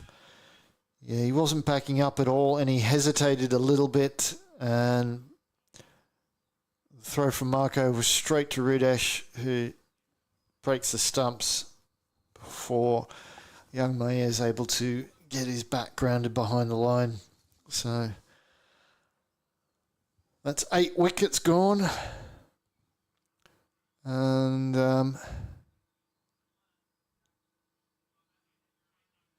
if Ayush isn't able to return, then we will have this as the last wicket.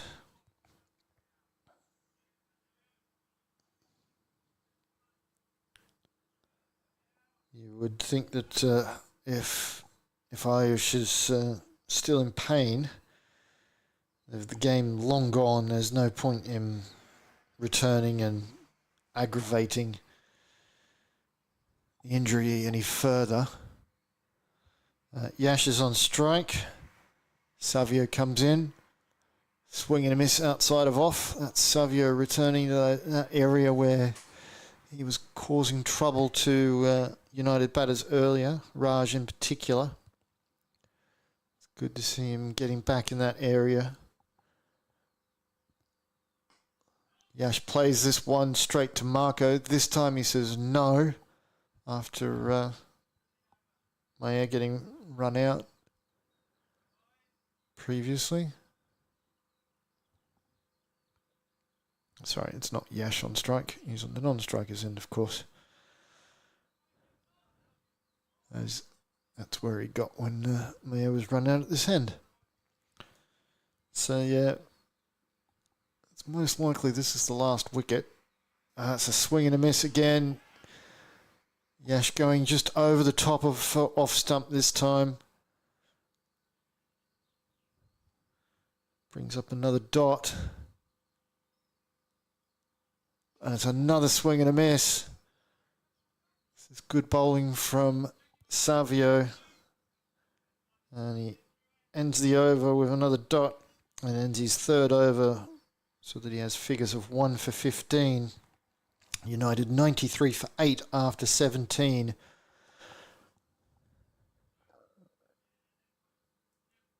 So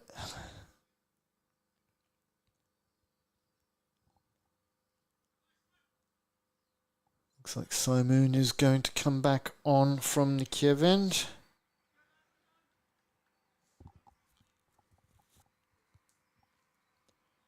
And he's bowling to Yash, who's 16 from 13. He hits this one straight to the mid-wicket, but Max not able to stop it, so Yash will get 1 run.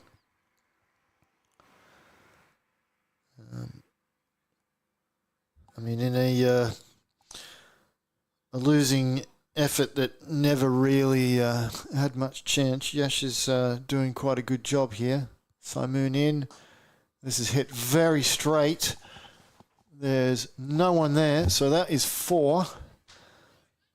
Stu's got to have to go and retrieve it. Stu was fielding it mid-off, and he's come to get this ball, which is just ever so slightly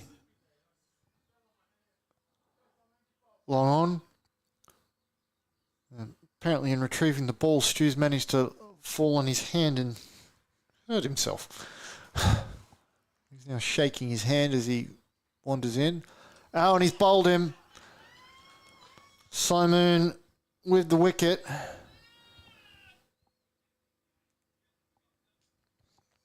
So a 4 and then out. And it does look like that is the game that Ayush is not going to return. Yeah, there isn't really any point. So that is the end of the innings. United 98. All out. Never got close to chasing down the 229 required for victory. So a comprehensive win for the Hippos, where it was all set up by the magnificent partnership between Stefan Gooch and Marco Vijk. Their huge partnership at with Stefan's 90 from 46 and Marco's 63 not out off 54. And then the Hippos backed it up with the bowling and the fielding. Some very good contributions with the ball. Colour 2 for 7 from his 3 overs. Simoon 2 for 20 off 2.3. Mac 2 for 24 off 3. Aditya Savio 1 for 15 from 3. Dave Robson none for 13 from 3. And Henry Pattenden none from 18 for 3. So a dominant display by the Hippos, and they get 2 wins from 2. And day 1 of the Viking Security Eesti Premium-Liiga Division 1.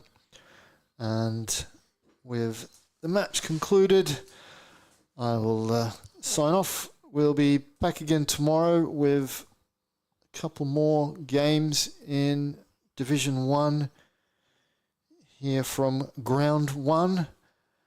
The first match will start at 11, the second match at 3:15. That's Eastern European time. And I hope you enjoyed it, and I hope you'll join us again in the future. It's farewell from Estonia.